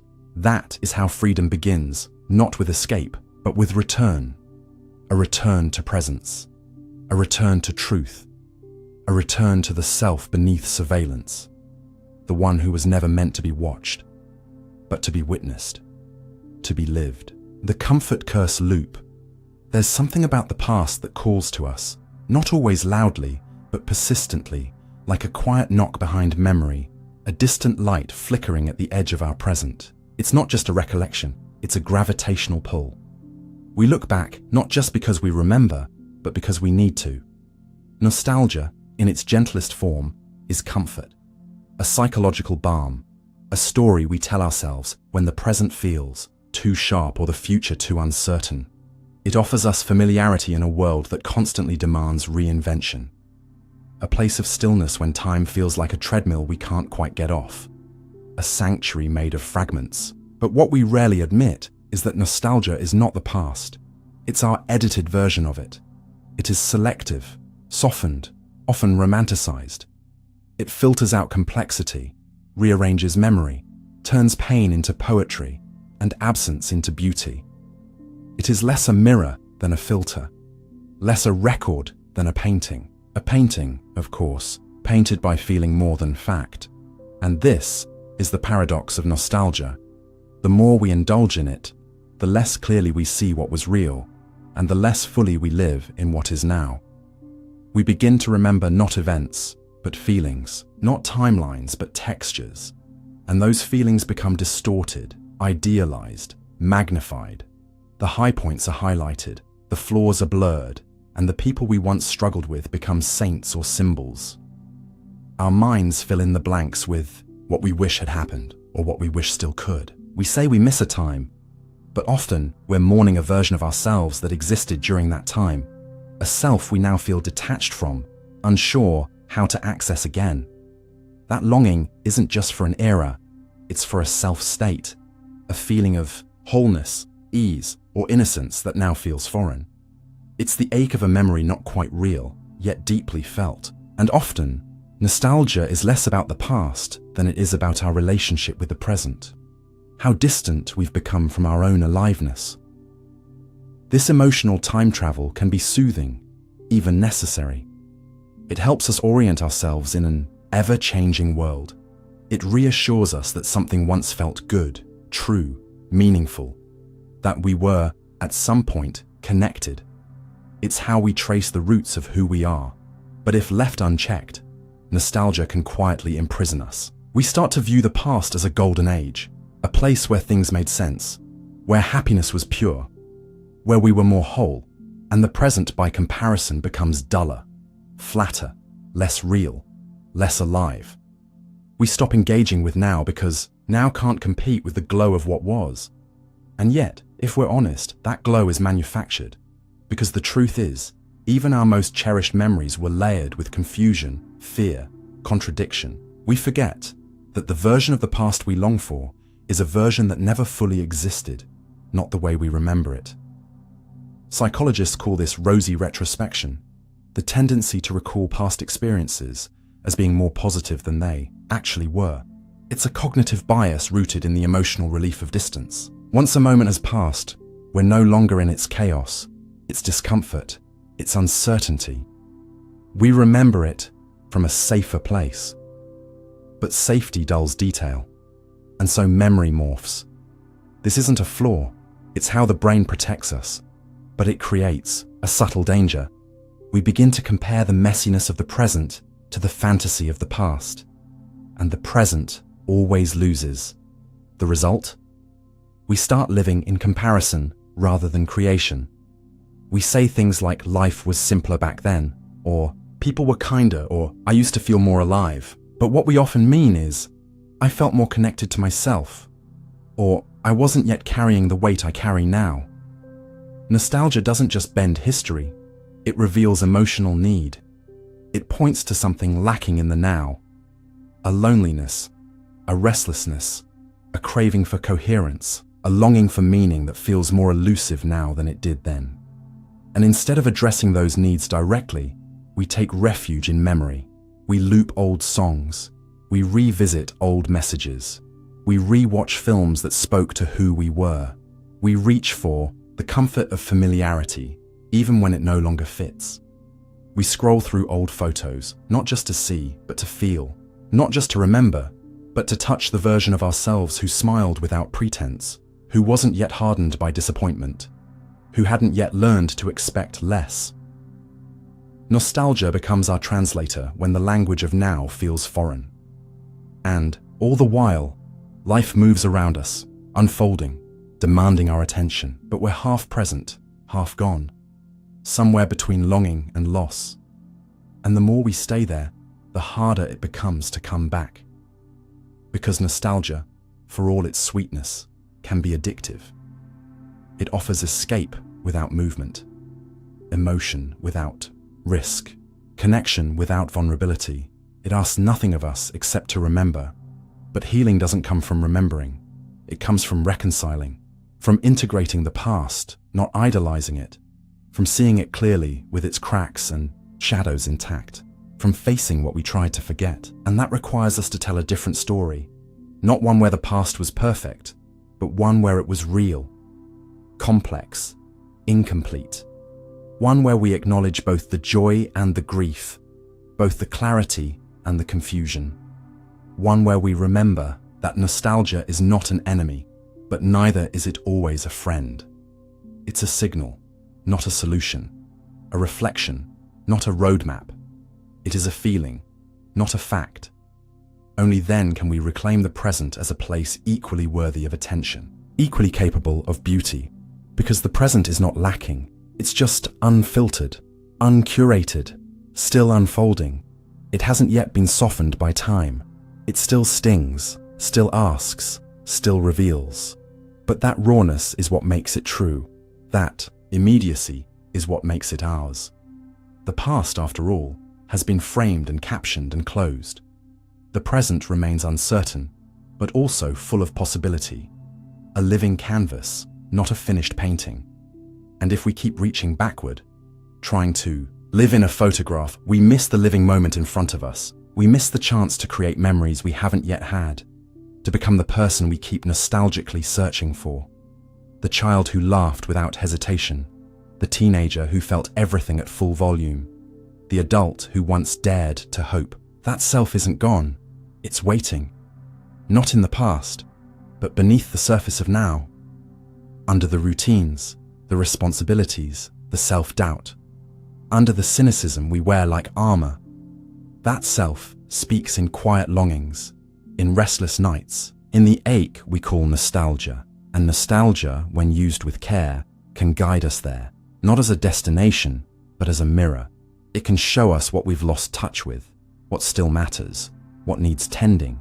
It can show us the emotional truths we've left behind, the dreams we paused, the innocence we thought we outgrew. It can remind us that longing is a map, not a sentence.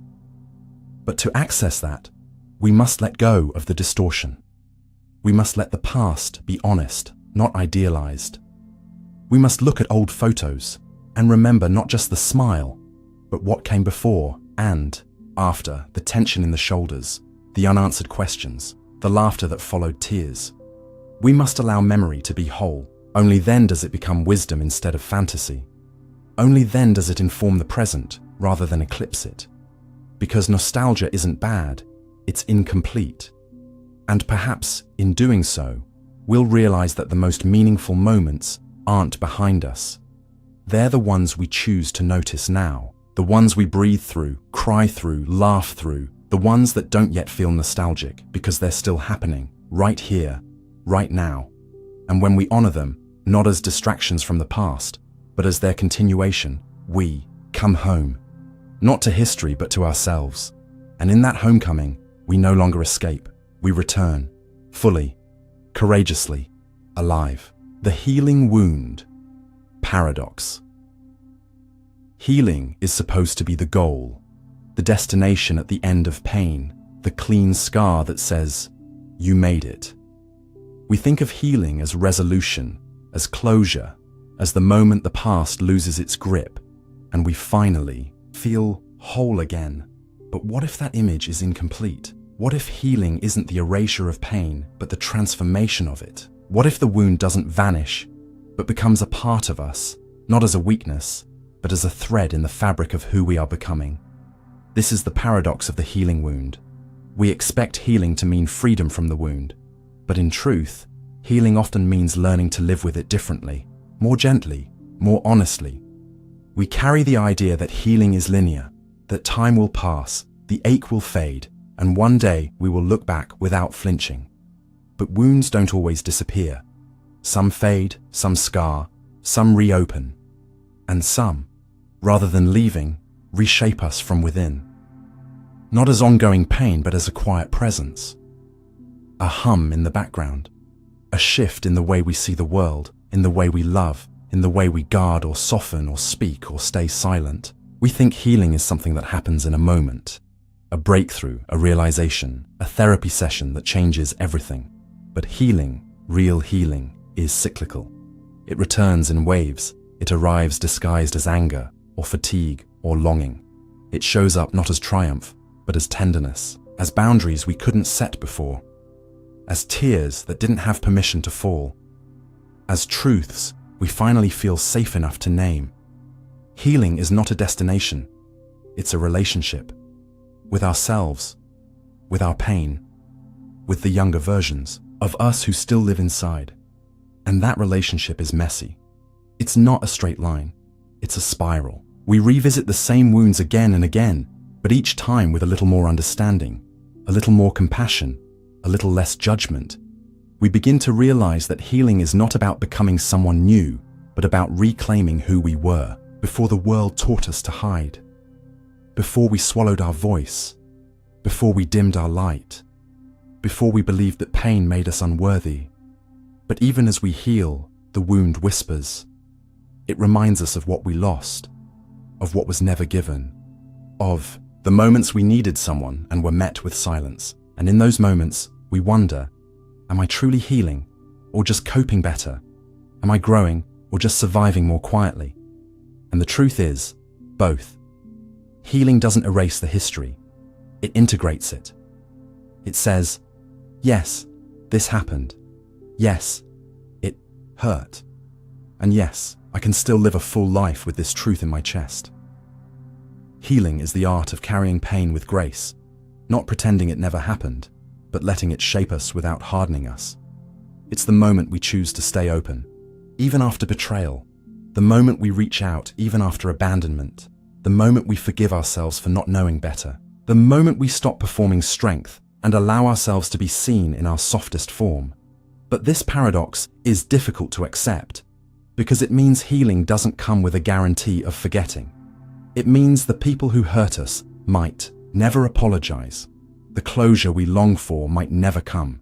The justice we deserve might never be delivered. And yet, we heal anyway. Not because the world sets it right, but because we decide we are worth more than waiting. We stop living in reaction. We stop letting the wound define our value. We stop giving our past the power to dictate our future. And in that moment, healing becomes less about erasure and more about expansion. The wound doesn't vanish. It becomes a doorway, a threshold, a place through which something deeper enters. Empathy, wisdom, depth. We become more sensitive, not in weakness, but in presence. We see suffering differently. We hold space more generously. We recognize ourselves in others more clearly. And this too is healing, when the pain that once isolated us becomes the very thing that connects us. But even then, even with all that growth, the wound will still ache. Some days more than others. Certain songs, smells, anniversaries. Certain silences. The body remembers what the mind tries to forget. And when that memory surfaces, it can feel like a regression, like starting over. But it's not. It's a return to the part of you that still needs attention, still needs comfort, still needs to know that what happened matters, that it's okay to still feel it. Because healing doesn't mean never hurting again. It means no longer abandoning yourself. When you do, it means becoming the presence you needed back then. It means learning how to hold yourself with the tenderness you were denied. And in that holding, the wound softens. Not because it's gone, but because it's no longer untouchable. It becomes part of your story, not the headline. It stops being the defining chapter and becomes one of many. And this is where the paradox finds peace.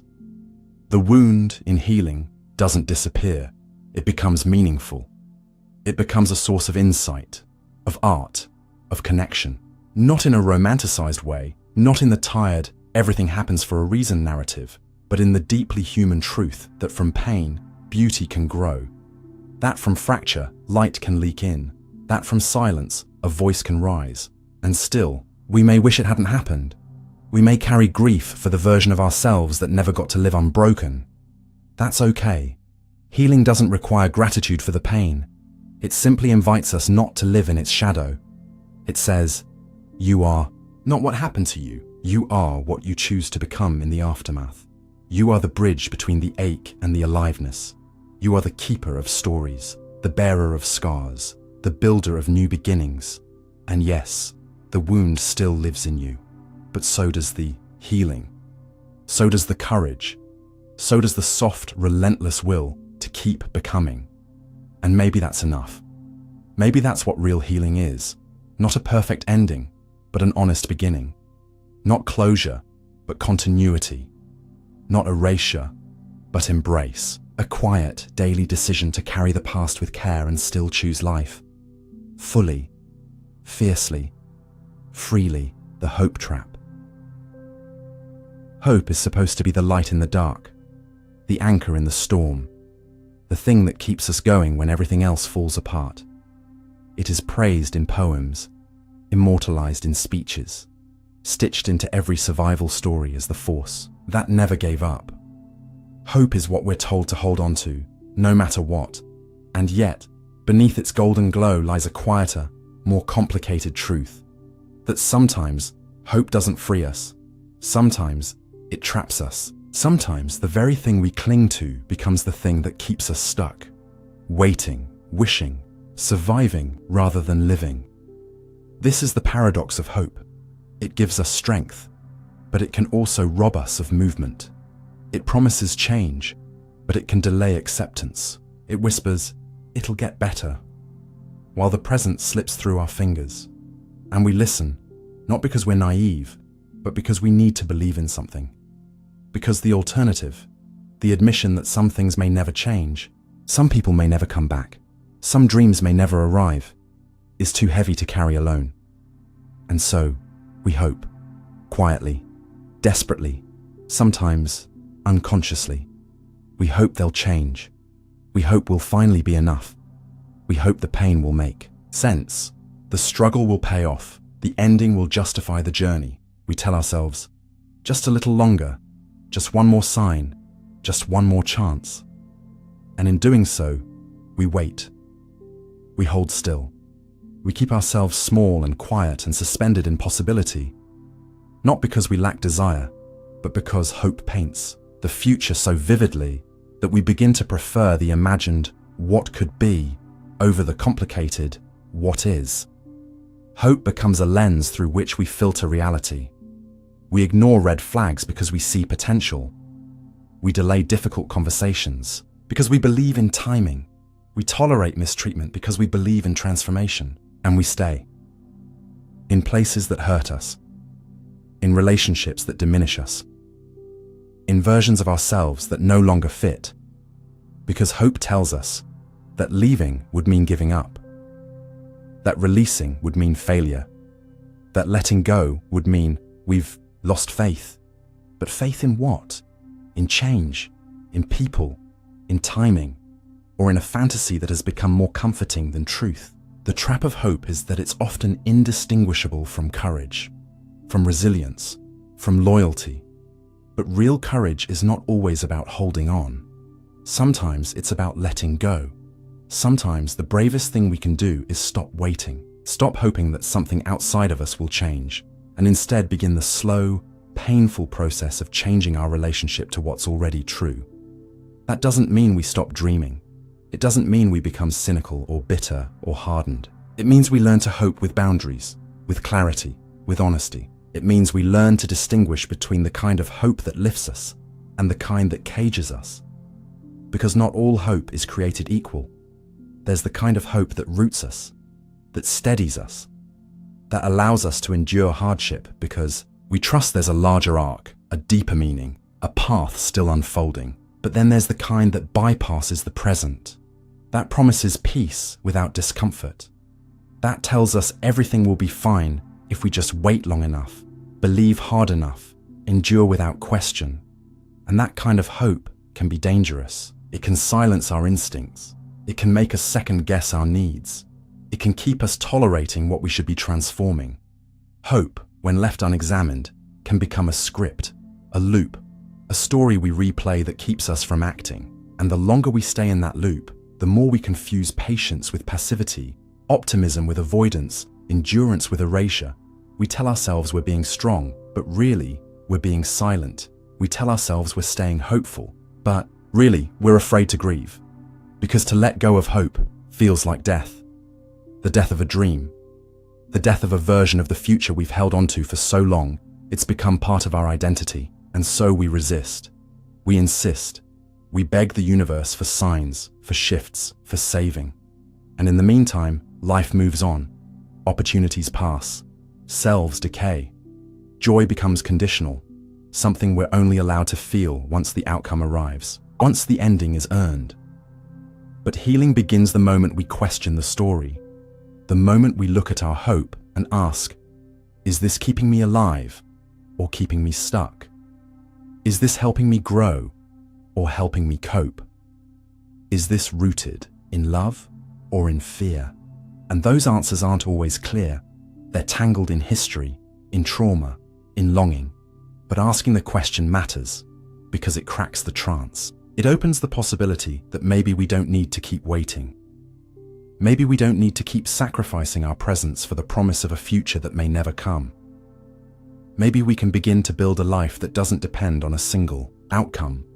That honors what we've hoped for, but also honors what's true. The hardest part of leaving the hope trap is grieving what might have been, the conversation that could have saved it, the person they might have become, the dream that almost happened. But grief, though brutal, is clarifying. It returns us to reality. It grounds us in the present. It makes room for new possibilities, ones not tied to fantasy, but to truth. And from that truth, a different kind of hope emerges.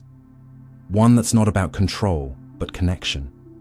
One that's not about predicting outcomes, but trusting ourselves.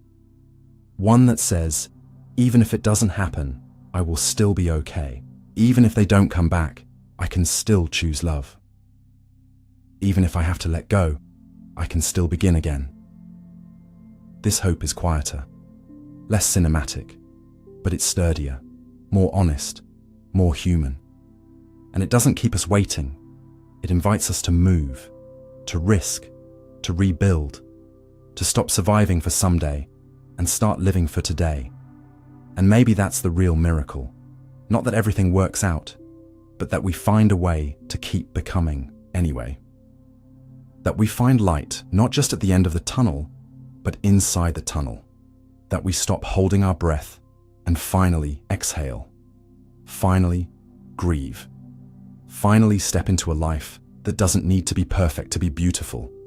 Finally accept that letting go of hope isn't failure, it's freedom. The authenticity spiral. We're told to be authentic, to be ourselves, to speak our truth, own our voice, embrace our uniqueness. Authenticity is framed as liberation, as the highest form of living, as the path to connection and fulfillment. But rarely do we speak of what happens after we begin that journey, after we decide to stop performing, stop pleasing, stop shape-shifting to meet others' expectations. Because authenticity isn't a door you walk through once. It's a spiral, a looping, dizzying, beautiful and brutal process that never really ends. You peel back a layer, speak a truth, show a part of yourself you once kept hidden. And for a moment, there's relief, a breath, a sense of alignment, a recognition that maybe for the first time, you're not pretending. You're not accommodating. You're simply existing in your rawest form. But then the world reacts. Sometimes with warmth, sometimes with confusion, sometimes with silence, and you begin to wonder, was it too much? Did I go too far? Am I still safe? The spiral begins. You question what felt so certain. You pull back, retreat inward, doubt yourself. You replay the moment in your mind, dissecting every word, every glance, every pause in the conversation. And then, eventually you try again, you risk again, you speak again, you step forward, even as fear lingers. And again, you circle through exposure, doubt, retraction, and return. This is the authenticity spiral, not because you're doing it wrong, but because this is what it means to unlearn a lifetime of adaptation, a lifetime of internal negotiations, a lifetime of molding yourself to fit into molds you didn't choose. Most of us were not raised in environments that celebrated raw truth. We were taught to behave, to blend in, to manage others' comfort, to be agreeable, to be impressive, to be acceptable. And so we learned to wear masks. Some of them became so fused to our identity that we forgot they were masks at all. We called them personalities, roles, values. But underneath, the self waited, the parts we tucked away, the things we felt too deeply, the beliefs we feared would push people away, the desires we labeled selfish or strange. And when we finally begin the work of reclaiming that self, we expect clarity. But what we find is contradiction, complexity, vulnerability. We find old wounds we never acknowledged. We find parts of ourselves that scare us. We find versions of ourselves we don't yet know how to integrate. Because authenticity isn't just about expression, it's about exposure. It's about being seen in your entirety and not knowing how others will respond. It's about realizing that not everyone will celebrate the real you and that some will leave. Some will criticize. Some will try to reshape you back into what makes them comfortable. And in those moments, the spiral tightens. You begin to bargain with yourself. Maybe I don't need to be that honest. Maybe it's safer to stay quiet. Maybe I can be real in private and palatable in public. Maybe I can drip feed my truth in digestible pieces so I don't overwhelm. But that tension grows. The more you split yourself, the more misaligned you feel. The more you perform, the more you ache. The more you hide, the more distant life becomes. Because something in you knows the cost of abandoning yourself. You've paid it before. In burnout, in resentment, in the quiet grief of a life lived half alive. You felt the dull ache of disconnect, not just from others, but from yourself. So you return to the spiral, not with perfection, but with commitment. You learn to tolerate discomfort. You learn to speak even when your voice shakes. You learn to let the fallout happen and survive it. You begin to trust that the ground won't always fall out from under you. And even when it does, you realize you know how to land. You realize that authenticity isn't about being liked. It's about being whole. And wholeness requires loss. The loss of approval, the loss of performance, the loss of who you thought you had to be. And that grief is real. We grieve the versions of us that made others happy, the roles that gave us safety, the personas that earned us belonging. We grieve the illusions of control we held through compliance. We grieve the relationships that cannot withstand the real us. And as we grieve, we spiral, inward, downward, deeper, but not into despair, into truth, into alignment, into the quiet power that comes from no longer needing to pretend, no longer needing to please at the cost of peace. And yet, even here, the spiral continues. Because new levels of self bring new edges, new spaces to risk, new truths to name. You think you've arrived, only to discover another layer, another mask, another place where fear still lingers. And that's not failure, that's growth. That's what it means to be alive and evolving. Authenticity is not a destination, it's a practice, a rhythm, a willingness to keep returning to yourself, even when it's hard, especially when it's hard. Because authenticity isn't just about showing up as yourself. It's about staying with yourself when things get complicated, when you disappoint others, when you make mistakes, when you outgrow relationships, when the mirror shows you not only your brilliance, but your shadow. And in those moments, the temptation to retreat is strong, to go back to what's easier, to resume the role, the silence, the mask.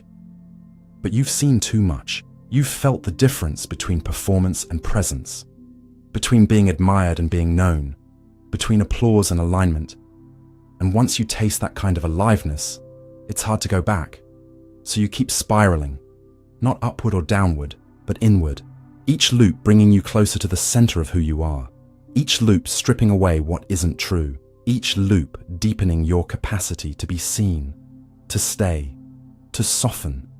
You become more intimate with your own complexity, more fluent in the language of your emotions, more skilled at standing still inside discomfort.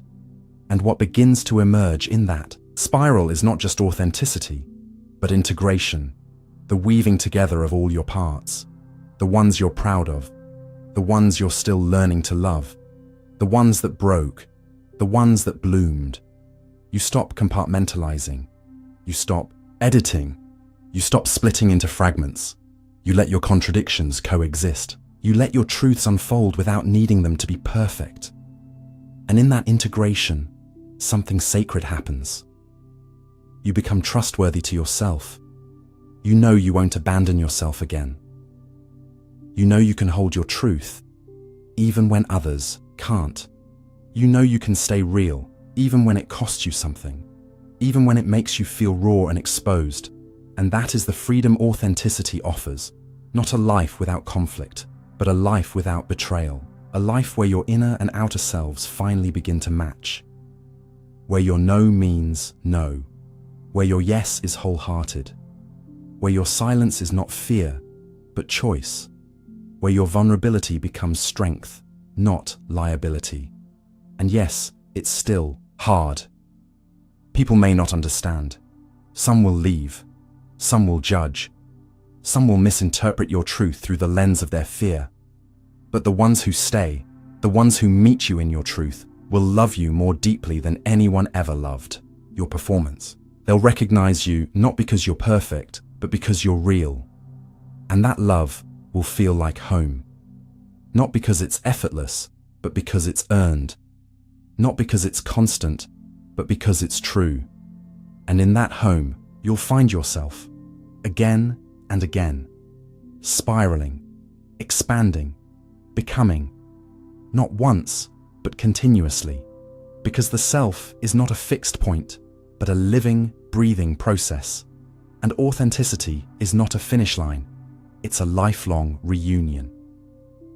One you commit to with each breath, each truth, each risk, each return, the familiar pain preference. Pain is not always the enemy. Sometimes it's a companion, a strange, persistent one, familiar, predictable, almost comforting in its consistency. And while no one claims to want pain, the truth is far more complicated. Because when given the choice between unfamiliar healing and familiar hurting, many people, consciously or not, choose the hurt. Not because they enjoy suffering, but because they've adapted to it. They've learned its rhythms. They know its rules. This is the paradox of the familiar pain preference. The idea that human beings, when faced with the uncertainty of something new, will often cling to what's broken simply because it's known. We stay in toxic relationships because we know how they operate. We hold on to limiting beliefs because they've kept us safe. We repeat self-destructive patterns not because we're weak, but because we don't yet trust the unknown safety of change. There is an invisible comfort in predictability, even when that predictability hurts. Pain that we understand feels safer than joy we've never tasted, because joy asks us to expand, to receive, to risk, and expansion feels like exposure. It's unfamiliar, uncharted, vulnerable, but pain, especially pain we've known for a long time, has structure. It tells us who we are. It gives us identity. The girl who never gets chosen, the boy who always has to be strong, the adult who's always almost enough. These identities become anchors. They shape how we navigate the world, and when we try to step outside of them, we feel disoriented, unmoored. Who am I if I'm not suffering? Who am I if I'm not hustling for worth? Who am I if I don't have a wound to tend to? Healing then becomes more than just relief. It becomes an existential threat. Because healing demands we release what we've built entire selves around. It asks us to leave the cave of familiarity and step into the light of possibility. And light, though beautiful, is also revealing. It shows us where we've been small, where we've lied to ourselves, where we've sabotaged what we say we want. And that kind of confrontation is terrifying. It requires grief for the years spent surviving instead of thriving, for the people we couldn't save, for the versions of ourselves we buried to belong. And so we hesitate. We say we want change, but secretly we wait for proof it'll be painless. We say we want love, but choose partners who reinforce our unworthiness. We say we want peace, but recreate chaos because silence feels foreign. We mistake stillness for danger. We confuse unfamiliar with unsafe, and in doing so, we loop. We return to the pain, not because it's better, but because it's known. The nervous system, trained by trauma or long-term stress, mistakes that familiarity for safety. It flinches at joy, softens to sorrow, and until we retrain it, until we unlearn the code, we will keep calling pain home. This doesn't make us broken, it makes us human. We are wired for repetition, for meaning, for narrative coherence, and familiar pain offers all of that. It fits the story, the one we've been telling ourselves for years. this is just how life is. I don't get to be happy. Love always leaves. These scripts are comfortable, not because they're true, but because they've been rehearsed so many times they've become default. And changing them requires interrupting a pattern that has governed our inner world for so long we forgot it was a choice. So how do we step out? How do we choose the unknown over the known, even when the known hurts? First, we name the loop. We bring it into awareness. We stop calling pain destiny and start calling it conditioning. We ask ourselves, when did I first learn that suffering was normal? Who taught me that love meant sacrifice? That safety meant silence? That being seen meant being judged? And then we grieve. We grieve not just the pain itself, but the years spent normalizing it. We grieve the relationships we stayed in too long, the dreams we never pursued, the self we never let breathe. And in that grief, something shifts. Not all at once, not magically, but gradually. We begin to question the voice that says, "You don't deserve better." We begin to sit with discomfort without interpreting it as danger. We begin to build new neural pathways, not just through insight, but through action. Saying no when we used to say yes, resting when we used to push, staying when we used to run, running when we used to stay. And yes, it's hard. The body will protest, the mind will doubt, the old stories will resurface. But with repetition, the new becomes familiar, the unfamiliar becomes known. The safety once found in pain is slowly replaced by the safety of peace. And we learn that we don't have to earn ease through suffering, that love doesn't have to hurt to be real, that growth doesn't require self-abandonment, that being whole doesn't mean being perfect, it means being present. And presence, in its purest form, allows us to experience life outside of the loop, to feel without bracing, to choose without apologizing, to belong without performing. But the familiar pain will call us back. In moments of stress, of vulnerability, of uncertainty, it will whisper, "You know how to survive here. Why risk the unknown?" And we must answer, "Because I am no longer just surviving, I am living." And in that answer, we reclaim something sacred, agency. We remember that we are not bound by our beginnings, that what was once adaptive is now optional, that we get to choose again, not once, but every day. Every moment we feel the pull of the old pain, we have a choice to spiral back into it or to step, even trembling, into something new. And over time, those steps become strides. Those strides become paths. And the path becomes a life. Not free from pain, but free from preference for pain.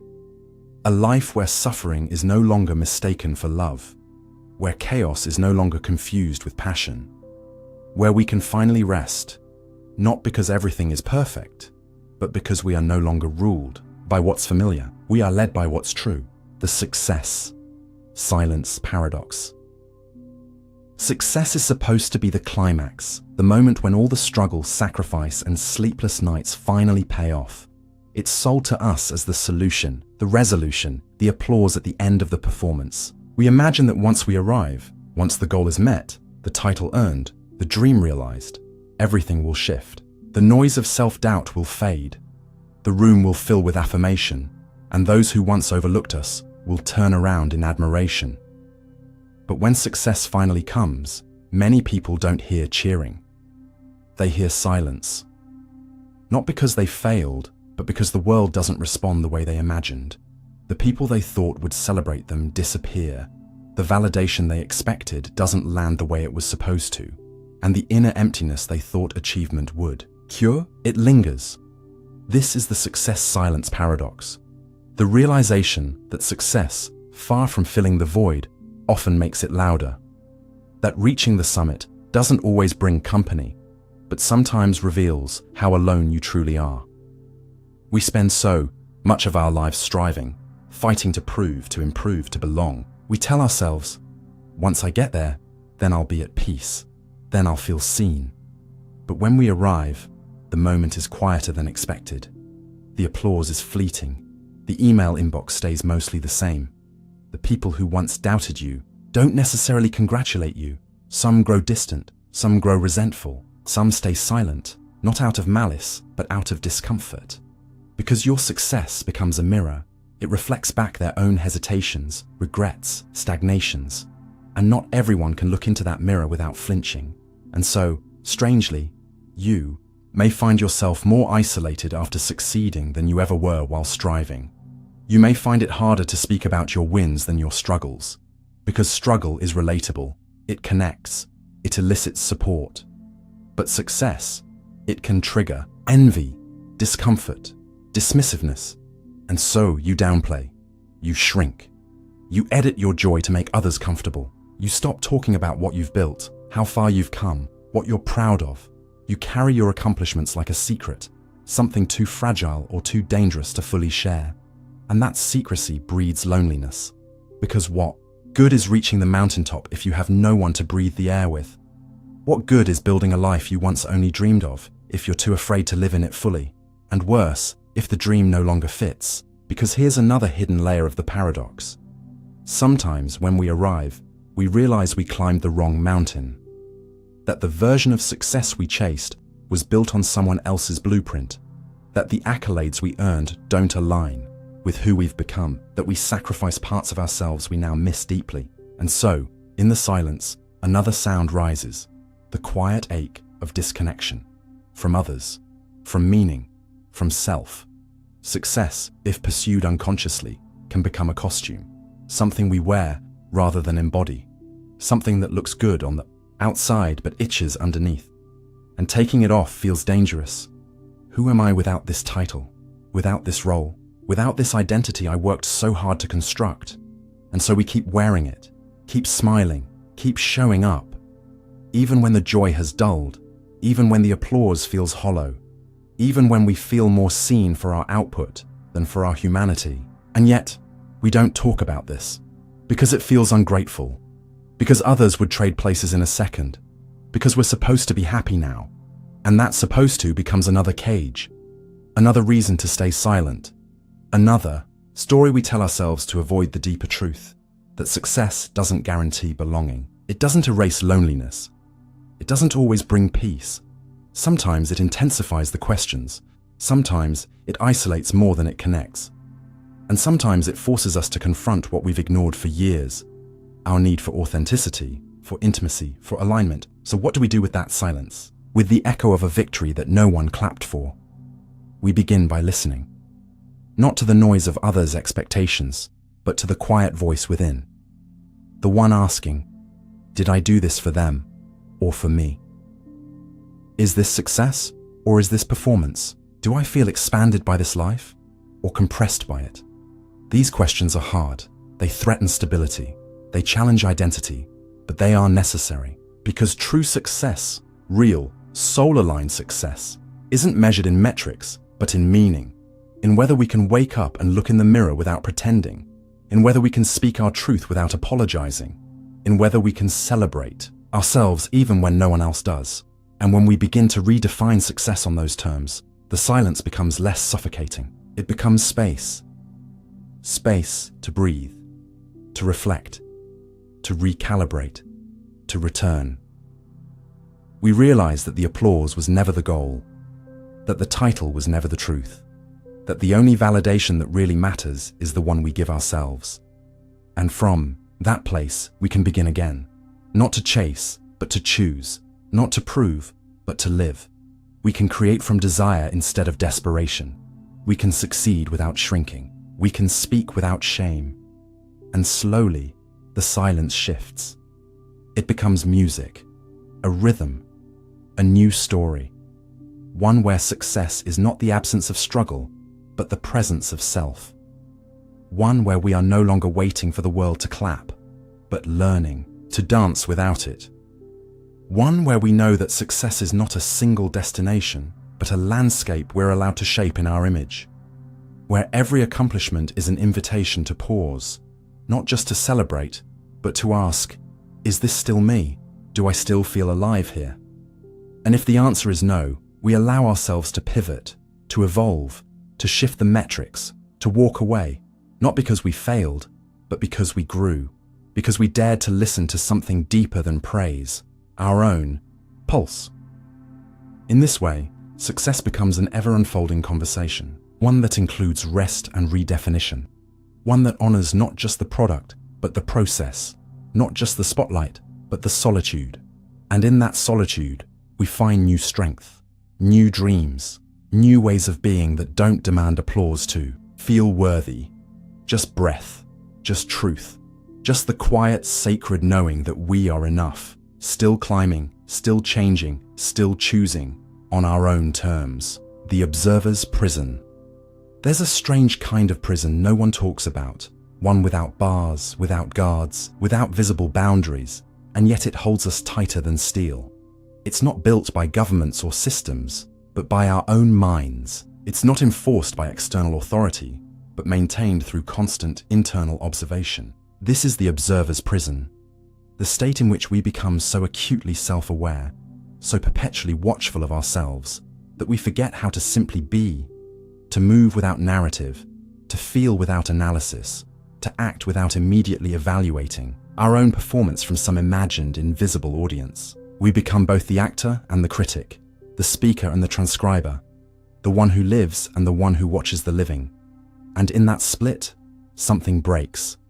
Not violently, not dramatically, but quietly, gradually. A slow erosion of spontaneity, a dulling of instinct, a second guessing that grows louder with each year. At first, self-awareness is a gift. It lets us reflect. It helps us improve. It makes us kinder, more conscious, more intentional. But without balance, without release, it mutates, it sharpens, it turns every moment into a mirror and every thought into a judgment. We begin narrating our own lives, not as participants, but as documentarians. How did that look? What will they think? Was that the right tone? Do I sound confident? Am I too much? Not enough? And all of this happens not once in a while, but constantly. It becomes the default state. And the more intelligent, the more sensitive, the more perceptive we are, the more intense the surveillance becomes. We start catching ourselves mid-feeling. We anticipate not just how others might respond, but how we ourselves might look back at this version of us. We develop a kind of inner future audience. We imagine ourselves remembered. We hear echoes of our own thoughts in the voice of someone else. And in doing so, we stop living in the moment, not because we're distracted, but because we're preoccupied with recording. We are always aware, always observing. And in that constant observation, we lose something sacred. Presence. Not the fashionable kind of presence sold in mindfulness apps, but the raw, immersive presence that animals have, that children have. The kind that doesn't yet ask, "Who am I while doing this?" but simply does. The kind that doesn't filter joy through dignity or grief through shame. The kind that doesn't know what it looks like and doesn't care. But somewhere along the line, we lost that. We learned to see ourselves from the outside, to anticipate reactions, to adjust, and at first, it seemed like adaptation, like maturity, but it became more than that. It became identity. And that identity is performative. It's carefully managed. It doesn't erupt. It hesitates. It doesn't collapse. It composes. And this performance isn't just for others. It's for ourselves. Because we don't trust who we are without the script, without the observer, without the internal witness keeping us in check. And yet, this vigilance is exhausting. It's not the exhaustion of action, but of containment, of living inside your own head with no off switch, of replaying conversations long after they end, of preparing for judgment even in solitude, of watching yourself try to relax and judging how well you're doing it. This is not introspection, it's incarceration, because introspection, at its best, leads to compassion, to clarity, to integration. But surveillance leads to paralysis, to hesitation, to disembodiment. You start living slightly above yourself, hovering, narrating, never quite inside the experience. And that distance, though subtle, is everything. It's the difference between joy and analysis of joy, between dancing and wondering how you look while dancing, between speaking and editing as you speak. And the longer we stay in this observer mode, the more we forget what freedom feels like. We become addicted to control, addicted to understanding ourselves, addicted to catching ourselves mid-thought, mid-emotion, mid-action. We call it awareness. We call it growth. But sometimes it's a cage, because true growth also includes forgetting yourself, getting lost, getting messy, saying the wrong thing, laughing too loud, crying in public, and not caring who's watching, not even your inner watcher. But for many of us, that watcher never sleeps. It's been with us since childhood, since we were first told to behave, to be good, to smile politely, to stop crying, to sit still. It learned early that being watched meant being safe, that pleasing meant belonging, that controlling emotion meant avoiding punishment. And now, even when the threat is gone, the watcher remains. It wears our voice, it wears our face. It sounds like responsibility, like maturity, like wisdom. But it's fear. It's fear dressed up as discipline. And it whispers, don't embarrass yourself. Don't get too excited. Don't take up too much space. Don't trust your instincts. They're too wild, too risky, too raw. And so we shrink, we shapeshift, we measure every move. We become the kind of person who's always composed, always rational, always fine. And we call it strength. But it's armor. It's not wholeness. It's performance. And performances, no matter how convincing, are lonely. Because no one applauds when you're just trying to get through the day. No one sees the effort it takes to appear calm when you're crumbling. No one notices the strain of holding your breath while smiling. And after a while, you start to forget that there's even another version of you. One that doesn't perform, one that doesn't observe, one that just exists. And that forgetting is the real tragedy. Because that self, the unobserved self, is still in there, waiting, beneath the roles, beneath the vigilance, beneath the surveillance. It's the self that laughs without worrying about how it sounds, the self that speaks before the thought is fully formed, the self that dances when no music is playing, the self that doesn't yet know it's being watched, and so lives fully, freely, wildly. And the only way to reach that self again is to risk silence. Not external silence, but internal. To stop narrating, to stop analyzing, to stop translating every experience into language and just feel it. Just be in it. To stop asking, how do I look doing this? And start asking, how does this feel? It's a shift so subtle that most miss it. But it changes everything. Because when you stop observing, you start experiencing. You return to the body, to breath, to now. And yes, it's terrifying. Because without the observer, there is no one to protect you, no one to filter, no one to warn. But there's also no one to limit you, no one to restrain joy, no one to second-guess love, no one to mute the music. And in that freedom, life becomes vivid again. Not perfect, not painless, but real, tangible, felt. And that, more than anything, is what we're all craving. Not to be seen, but to be felt. To live not as a reflection, but as a force. Not as a character, but as a presence. Not as someone performing for an internal audience, but as someone fully here, now, in this breath, in this skin, in this moment. The observer's prison can't be escaped by force. It's not about smashing the mirror.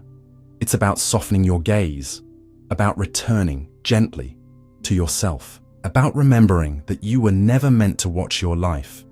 You were meant to live it, the emotional armor paradox. We learn to protect ourselves long before we know what we're protecting ourselves from.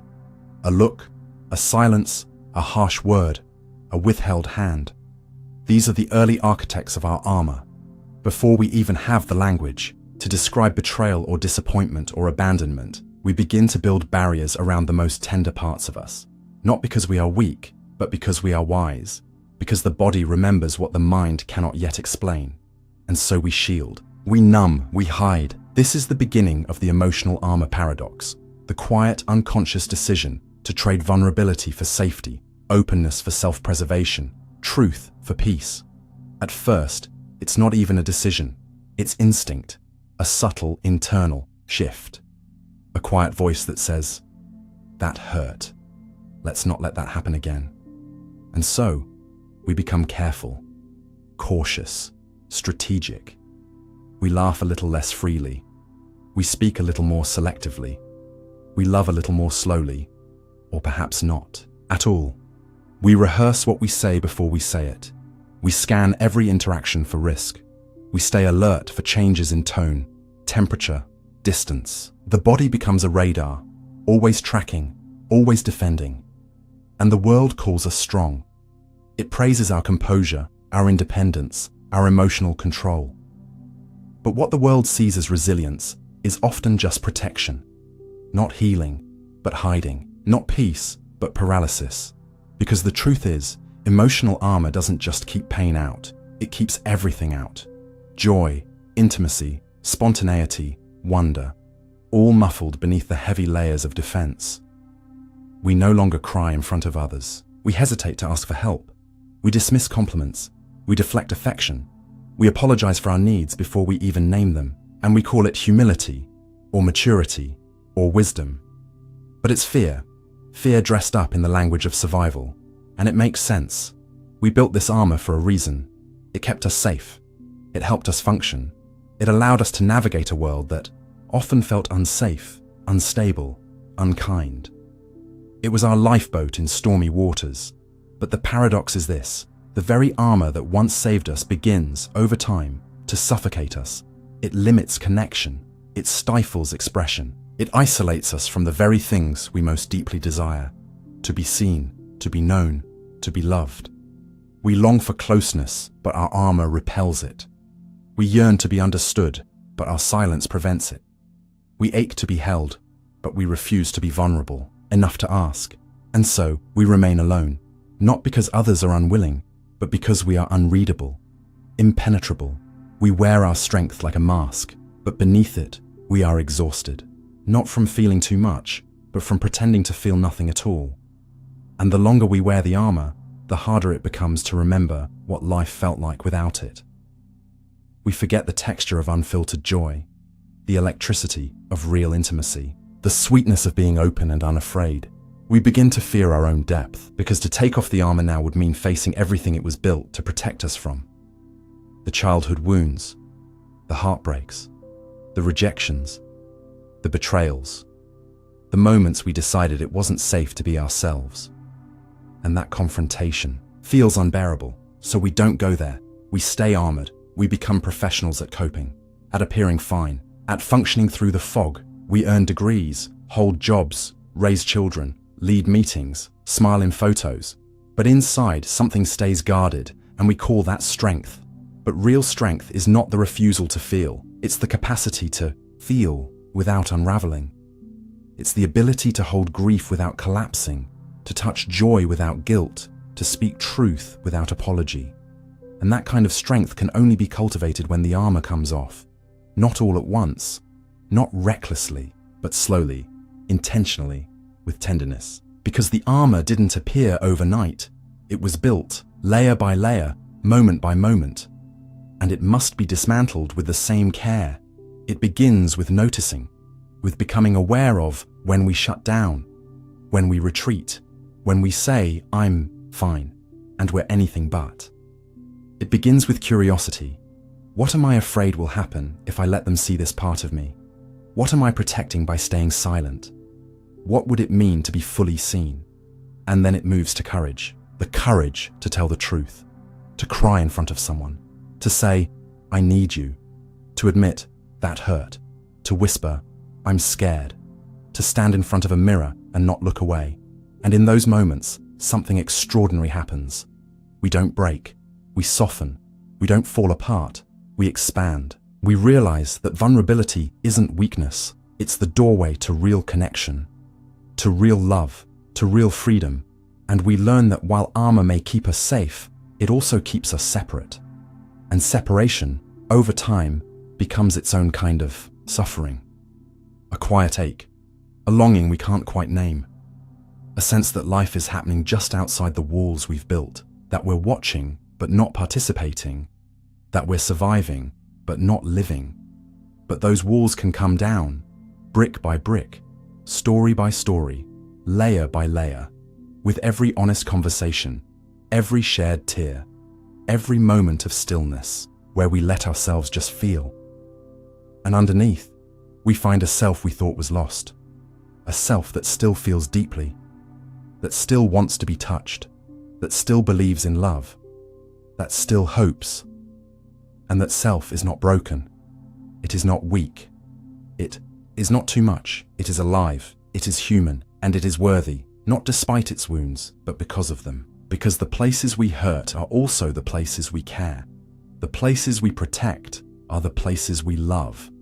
And if we can learn to hold those places gently, to tend to them instead of defending them, we begin to heal. Not by forgetting the past, but by rewriting its narrative, by saying, yes, that happened, yes, it hurt, but I am still here, and I am still open. And in that openness, we find each other. We recognize the shared ache. We see ourselves in each other's stories, and we realize that we were never alone, not really. Just armored, just afraid, just waiting for someone else to take off their armor first. But maybe we don't have to wait. Maybe we can be the ones, the first to soften, the first to speak, the first to reach out. Not because it's easy, but because it's real. And real is what we've been craving all along. Not perfection, not protection, just truth, just presence, just the courage to feel and to let others feel us back. The inner child rebellion. We like to think we've outgrown our childhood selves, that with age and logic and responsibility, we've left behind the softness, the questions, the needs, the wild imaginings of the little ones we once were.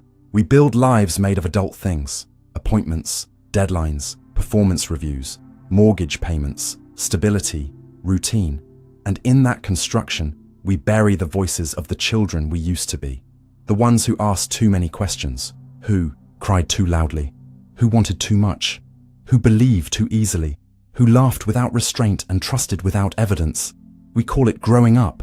We call it maturity. But often, what we really mean is suppression, dismissal, abandonment of the inner child who once lived openly, vulnerably, and without a mask. And for a while, this works. We adapt. We armor up. We become competent, composed, productive. We earn praise for being rational, responsible, even resilient. But deep beneath the surface, that child doesn't disappear. They don't die. They wait, in the quiet, in the pause between conversations, in the dreams we no longer remember, in the irrational reactions we don't understand, in the ache that rises for no apparent reason, in the moments of panic that don't match the trigger. They wait, not to be rescued, but to be remembered. And when they are ignored for too long, when their voice has been silenced for decades, they do what all neglected things eventually do. They rebel. This is the inner child rebellion. Not a tantrum, not a regression, but a quiet, existential uprising from the parts of us that never stopped needing what they never received. It's the sudden collapse after years of holding it together. The inexplicable rage that erupts in situations that shouldn't hurt so much. The unbearable grief over something seemingly small. The fear of abandonment that flares in intimacy. The resistance to authority, even when it's our own. The exhaustion that can't be explained by physical fatigue. The apathy that conceals a deep longing. We don't recognize it at first. We call it anxiety, burnout, depression. We say, I don't know why I'm like this. But deep down, the child knows. They remember. They remember every time they were told to stop crying or I'll give you something to cry about. Every time their joy was met with irritation. Every time their curiosity was punished. Every time they were told to be good when what they really needed was to be understood. Every time they felt invisible, in the way, too much, not enough. Every time they learned that love had to be earned and that safety was conditional. And those memories don't fade. They live in the body, in the clenched jaw, in the shallow breath, in the stomach that tightens when someone raises their voice, in the throat that closes when we try to speak a difficult truth. in the urge to run when someone gets too close. And when we don't acknowledge them, don't honor them, those feelings intensify. They become patterns, triggers, self-sabotage, and suddenly we find ourselves stuck, aching for something we can't name, sabotaging things we actually want, distrusting people who care, seeking love in places that hurt, staying busy so we don't have to feel, because the inner child isn't trying to ruin our lives. They're trying to get our attention. They're trying to be seen, to be held, to be heard, maybe for the first time. And the rebellion isn't against the world. It's against the parts of us that tried to forget, that tried to get over it, that tried to build a life without tending to the foundation. The rebellion says, you can't move forward without looking back. You can't build trust if the part of you that was betrayed still feels alone. You can't offer love to others if the child in you still believes love is conditional.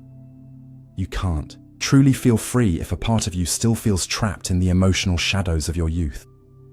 And so we are called, not to regress, but to reconnect. Not to become children again, but to honor the ones we once were. To go back, gently, and listen. What did they want? What did they fear? What did they never get to say? What beliefs did they internalize about their worth, their voice, their place in the world? And when we listen, really listen, something sacred happens. The rebellion softens, the tantrum quiets, the ache begins to shift.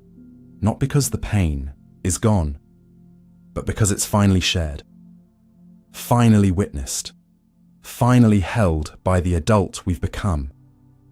And in that meeting of past and present, of child and adult, a new kind of integration begins. One where strength includes softness, one where discipline includes compassion, one where responsibility includes rest, one where we no longer shame the parts of us that feel too much. Because now we understand. Those feelings were never too much. They were the exact right response to a world that didn't know how to hold us. And now, as adults, it's our turn to learn, to parent ourselves, to create the safety we never had, to offer the words we never heard. You're not too much. You're not a burden. You're not wrong for feeling this. And this isn't easy. It requires unlearning decades of conditioning. It requires sitting with emotions we've spent years avoiding. It requires grieving the childhood we didn't get, not to dwell, but to free ourselves, to stop living as if the wound is still open, to stop expecting the world to finally give us what it never could, because healing the inner child isn't about waiting for an apology from the past. It's about becoming the apology, becoming the presence we needed, becoming the voice that says, I see you, I believe you, I'm here now, and I won't leave. And from that place, the rebellion transforms. It becomes creativity, sensitivity, intuition, depth. All the qualities we once suppressed come forward, not as threats, but as gifts. We become more whole, more alive, more honest, not perfect, not finished, but free.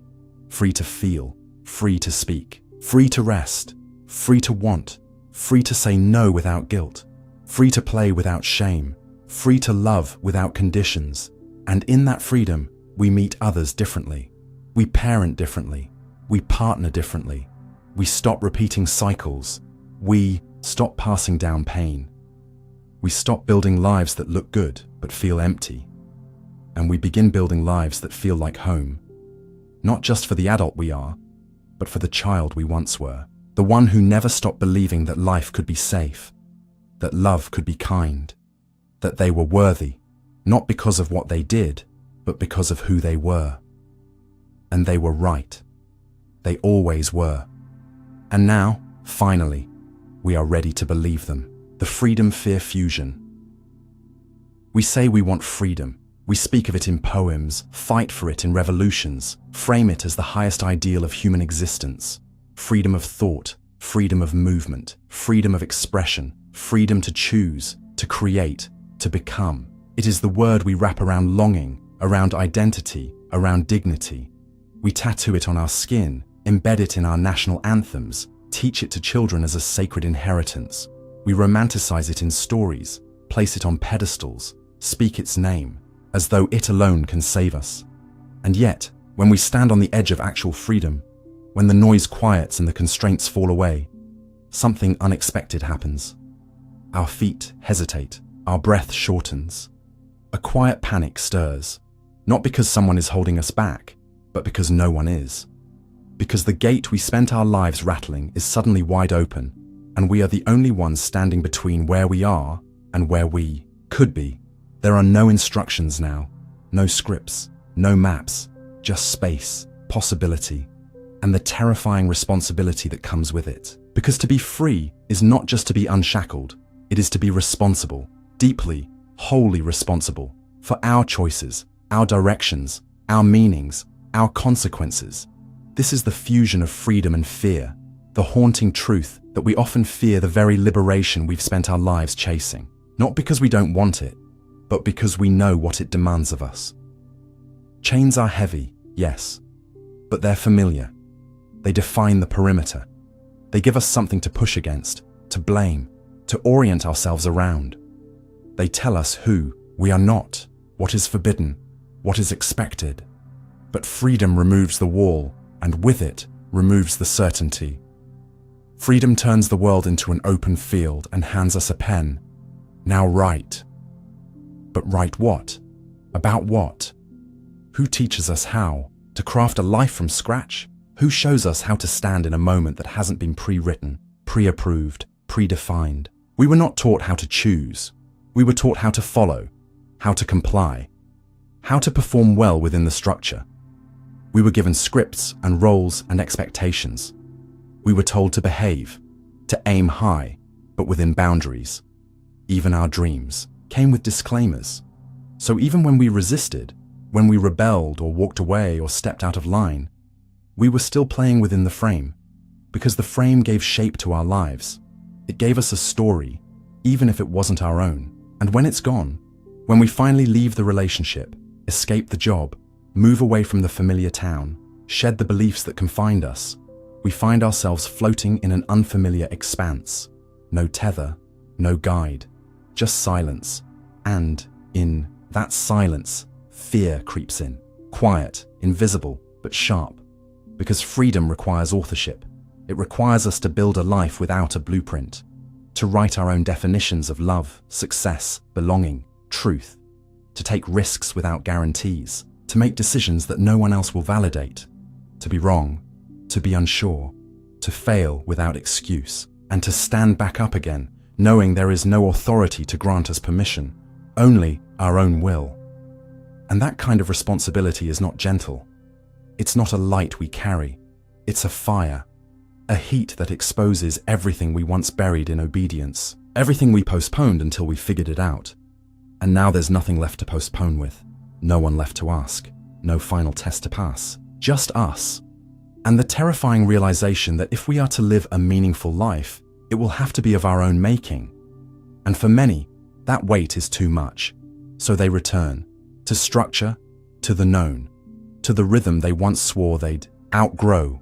We see it all the time, in people who sabotage their own success, in artists who stop creating when their work is finally seen, in lovers who disappear just as intimacy grows real, in dreamers who abandon the dream when it gets close enough to touch, not because they are weak, but because they are terrified, not of confinement, but of flight, not of being small, but of being seen. Because with freedom comes exposure. Radical, sometimes unbearable exposure. There is no one left to hide. Behind, no system to curse, no parent to perform for, no partner to defer to. You become the center of your own story. And if it falters, if it stumbles, if it empties, you are the one who must sit in the silence. That level of accountability is both liberating and excruciating. And that's why so many people, though they say they want freedom, keep themselves entangled in relationships that shrink them, in jobs that deaden them, in belief systems that no longer fit. They remain not because they're lazy, but because those limitations, however stifling, feel like scaffolding, like a container, something to lean against in a world that otherwise feels too vast. It goes deeper still. Some of us grew up equating freedom not with joy but with danger. Freedom meant no one watching, no one caring, no one catching you when you fell. Freedom was neglect. It was absence. It was silence in the face of need. So, we learned to equate structure with love, rules with protection, limitation with care. And now, when life opens its doors, when we are finally invited to live on our own terms, our bodies remember the old fear, the unguarded sky, the open hand that never came, the loneliness that echoed louder than any punishment ever could. And so, we shrink. We busy ourselves with plans. We over-prepare, over-analyze, over-commit, anything to avoid the confrontation with choice. We procrastinate, not because we don't care, but because we're afraid of what action might reveal. Afraid of stepping into the unknown and realizing we don't know who we are there. We tell ourselves stories about timing, about luck, about needing more clarity. But under all of it, what we fear is not failure, but freedom itself. Because aliveness is not tidy, it is not safe, it is not contained. Aliveness is chaos, it's movement, it's stepping forward without certainty. It's joy that surprises us, grief that breaks us, connection that undoes our careful boundaries, and freedom is the doorway to all of it. But to walk through that doorway, we must be willing to feel, to be seen, to make mistakes, to belong to ourselves, even when no one else approves, and that fear never fully leaves. It walks beside freedom, always. They are companions. One opens the door, the other asks, "Are you ready to walk through it?" And maybe the answer isn't a perfect yes. Maybe it's not yet. But not yet can still be a beginning. Maybe we don't have to leap. Maybe we can inch. Maybe freedom is not a cliff to jump from, but a clearing we grow into.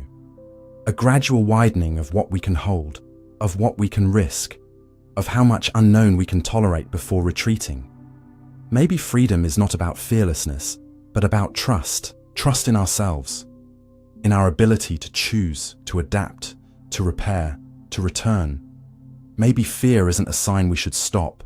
Maybe it's a sign that we're on the edge of something real, something that isn't scripted, something that isn't controlled, something that wasn't handed to us but created within us.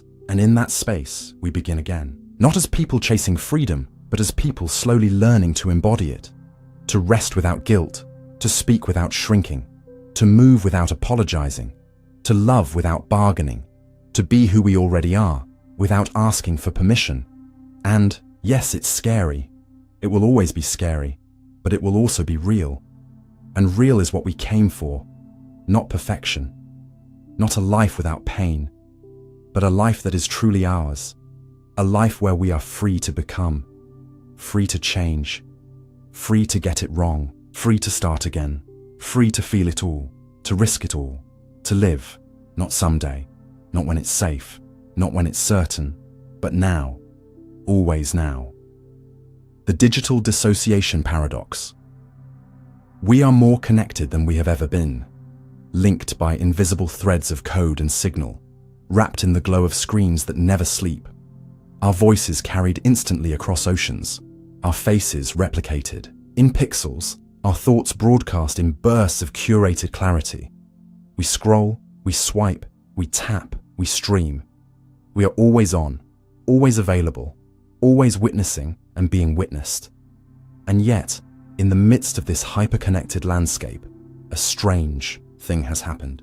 We have begun to disappear, not physically, not dramatically, but quietly, internally. We have started to dissociate not only from others, but from ourselves. This is the digital dissociation paradox. The more we exist online, the less we exist within.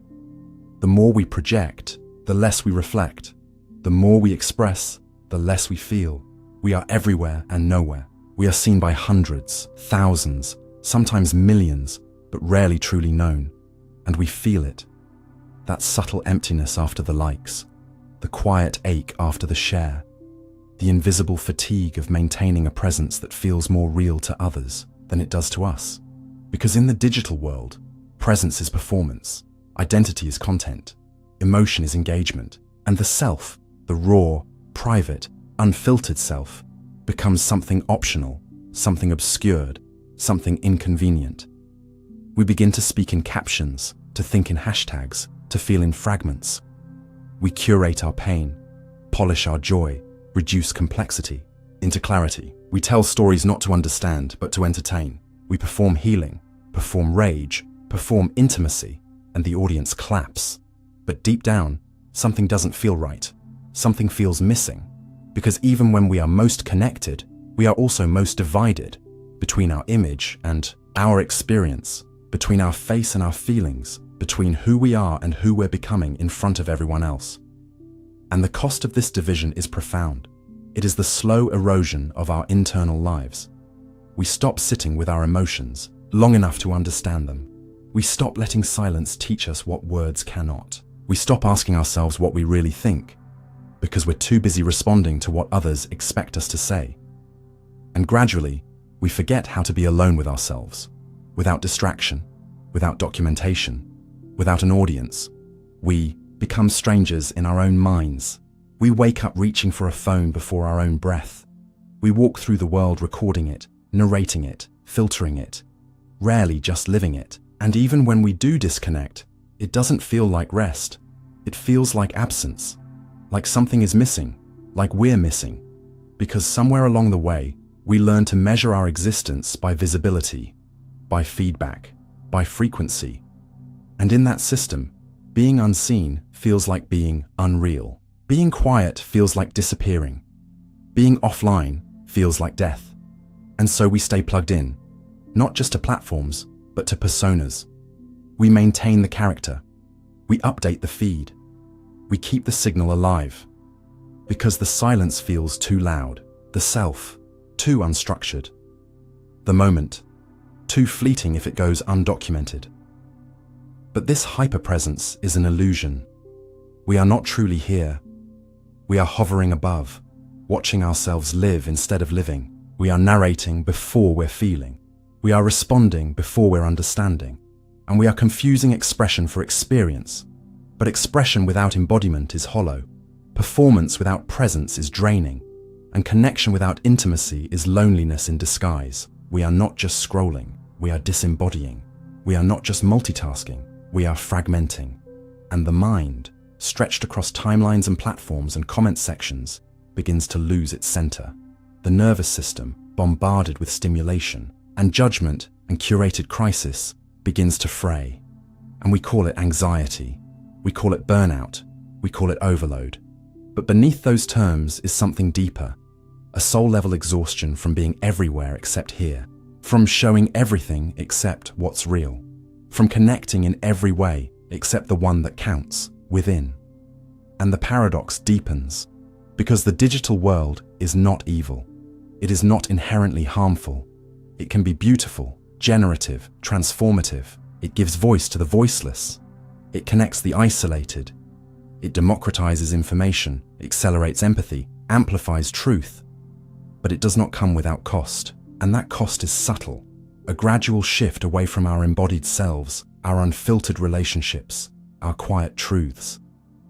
It is the death of the pause, the disappearance of boredom, the end of solitude.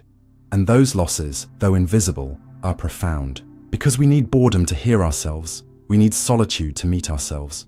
We need slowness to integrate what we feel. Without them, we become reactive. We become hollow. We become content machines with no context, no core. And the most tragic part is that we begin to prefer it. We begin to choose dissociation because it's easier. It's cleaner. It's controlled. Feeling is messy. Embodiment is vulnerable. Presence is terrifying. So we scroll, we edit, we buffer, and we tell ourselves we're connected. But deep down we know something real is slipping, something essential, something ancient. And to reclaim it, we must unplug, not just from devices, but from the performance, from the endless externalization of self, from the belief that we must always be seen to matter. We must learn to return to the body, to the breath, to the boring, to the uncomfortable. We must learn to sit with a moment and not share it, to feel something and not translate it, to live a day and not document it, not because those things are bad, but because they are incomplete, because a life lived entirely for viewership is a life observed, not inhabited. And we were meant to inhabit, to sweat, to cry, to lose track of time, to look at the moon and forget to take a picture, to hold someone's gaze and not think about how it looks from the outside, to dance without choreography, to weep without commentary, to be, not as content, but as consciousness. And this is not easy. It requires withdrawal. It requires discomfort. It requires detox from visibility. But in that detox, something beautiful returns. The inner voice, the quiet knowing, the unshaped self. And that self is not brandable, not scalable, not optimized. It is sacred. It is private. It is whole. And it does not need a platform to be real. Only a body. Only a breath. Only this moment. The uncertainty addiction. We think we hate uncertainty. We say we crave clarity, resolution, answers. We long for stability, for knowing, for the comfort of what is defined and predictable. We plan, we prepare, we forecast, we script. But beneath all that effort lies a stranger truth, one that lingers quietly in the background of many lives. We are, in some deep and unspoken way, addicted to uncertainty. Not because it feels good, not because it brings peace, but because it gives us something to chase, to analyze, to survive.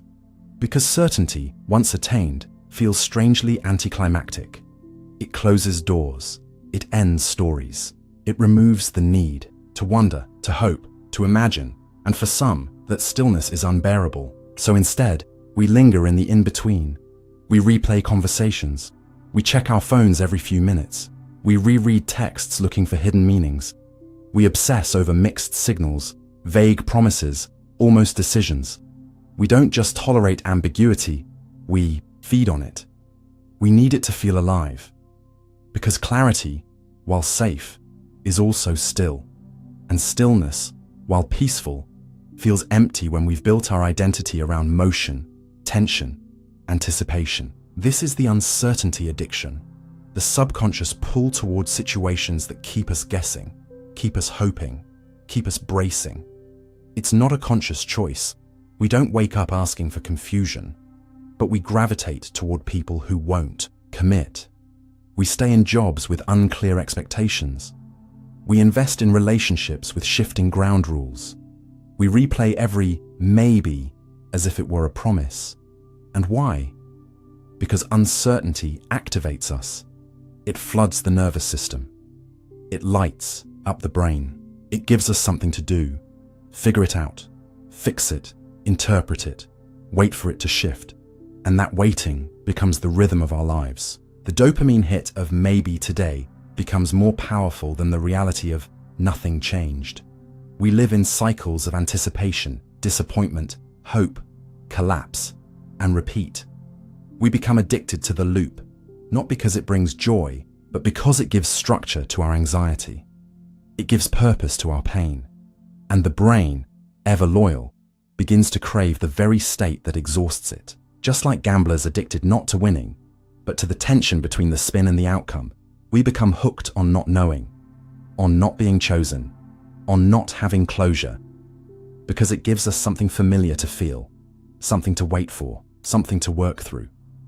And familiarity, even when painful, feels safer than the unknown peace we no longer trust. Many of us learned early that clarity meant endings, that certainty brought rejection, that finality was dangerous. So we learn to exist in emotional limbo, not because we enjoy it, but because it became home.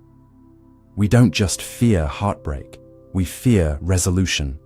Because resolution means the illusion is over. It means the fantasy has collapsed. It means we must grieve. And grief feels like death. So we stall, we stay, we reinterpret the silence. We convince ourselves that maybe, just maybe, something will shift. That the non-committal partner will one day wake up and realize our worth. That the employer who keeps us dangling will finally promote us. That the friend who disappears will come back with an explanation that makes it all make sense. And we wait. And we wait. And we wait.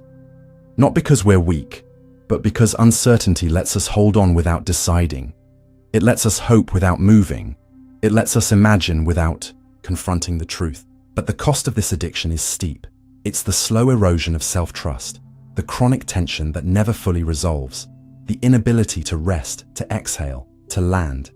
We live in a state of perpetual almost happy, almost chosen, almost clear, and that almost becomes a way of life. We grow suspicious of certainty when it does arrive. We downplay kindness. We reject commitment. We poke holes in peace because it feels foreign, because we don't know how to inhabit a life without an emotional cliffhanger. We don't know who we are without the tension, so we recreate it. We pick fights when things feel too calm. We chase people who won't stay. We say yes when we mean no, and then resent the consequences. We sabotage stability because we mistake it for stagnation. And the chaos feels more honest. The pain feels more real. The loop feels more alive. But it's not life. It's reactivity. It's nervous system dysregulation masquerading as personality. It's trauma repetition disguised as romantic chemistry.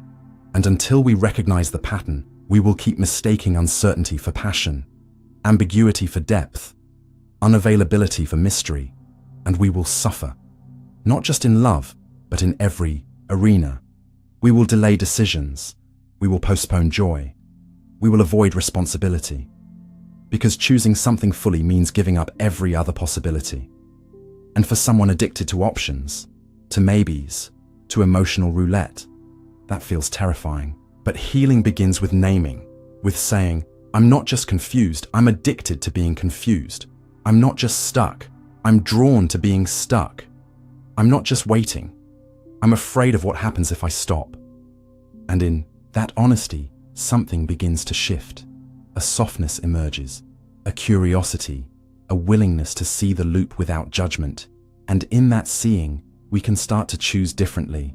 We can start to stay where we feel safe, not where we feel triggered. We can start to build lives that offer steadiness, not just stimulation. And at first, it will feel boring. It will feel unfamiliar. It will feel flat, because our bodies are used to noise, to activation, to the spike of what if, and the crash of not yet. But over time, stability reveals its own kind of intoxication. Peace starts to feel powerful. Clarity starts to feel liberating. Presence starts to feel alive. And we realize that we were never addicted to uncertainty itself, but to the feeling of being needed, of being chosen, of being rescued. And when we learn to give those things to ourselves, the addiction loosens. The loop quiets. The story changes. We no longer chase mixed signals. We no longer wait for the unread message. We no longer lose sleep over someone else's indecision, because we've made a decision to choose ourselves, to end the loop, to live in reality, not in almost. And that choice, though terrifying, is the beginning of freedom, not the kind handed to us, but the kind we claim, the kind that comes not from clarity itself, but from our courage to face it, the happiness exposure effect. We say we want happiness. We chase it across careers, relationships, cities, books, courses, philosophies, products, playlists, and promises. We declare it as our ultimate goal, the highest currency of a well-lived life, the emotion that justifies everything. We hang it like a star above every to-do list, every goalpost, every vision board. We measure success by it, design routines to pursue it, and criticize ourselves when it feels out of reach. We speak of it as if it were a destination, something fixed, permanent, waiting for us at the end of effort. But hidden within that pursuit lies something few of us dare to admit. We are deeply, quietly afraid of happiness, not in its absence, but in its presence. Not when it's missing, but when it finally arrives. Because happiness, real happiness, the kind that creeps in softly and catches us off guard, is terrifying in its fragility. Its stillness feels foreign. Its warmth feels too good. And the moment it shows up, the mind, trained in vigilance, immediately begins to ask, how long will this last? What if it goes away? What if I lose it? What if I don't deserve it? What if they take it from me? This is the happiness exposure effect, the psychological phenomenon where joy, instead of relaxing us, triggers alarm, where the very thing we long for becomes the very thing we brace against, where we become more alert in joy than we ever were in grief, because somewhere deep in the emotional memory, we've paired joy with danger. We've linked light with loss. We learned that happiness is fleeting, that joy is suspicious, that too much laughter invites consequence. We heard it in the quiet warnings passed down through generations. Don't get your hopes up. Don't jinx it. Nothing good lasts forever. And slowly, these phrases became emotional muscle memory.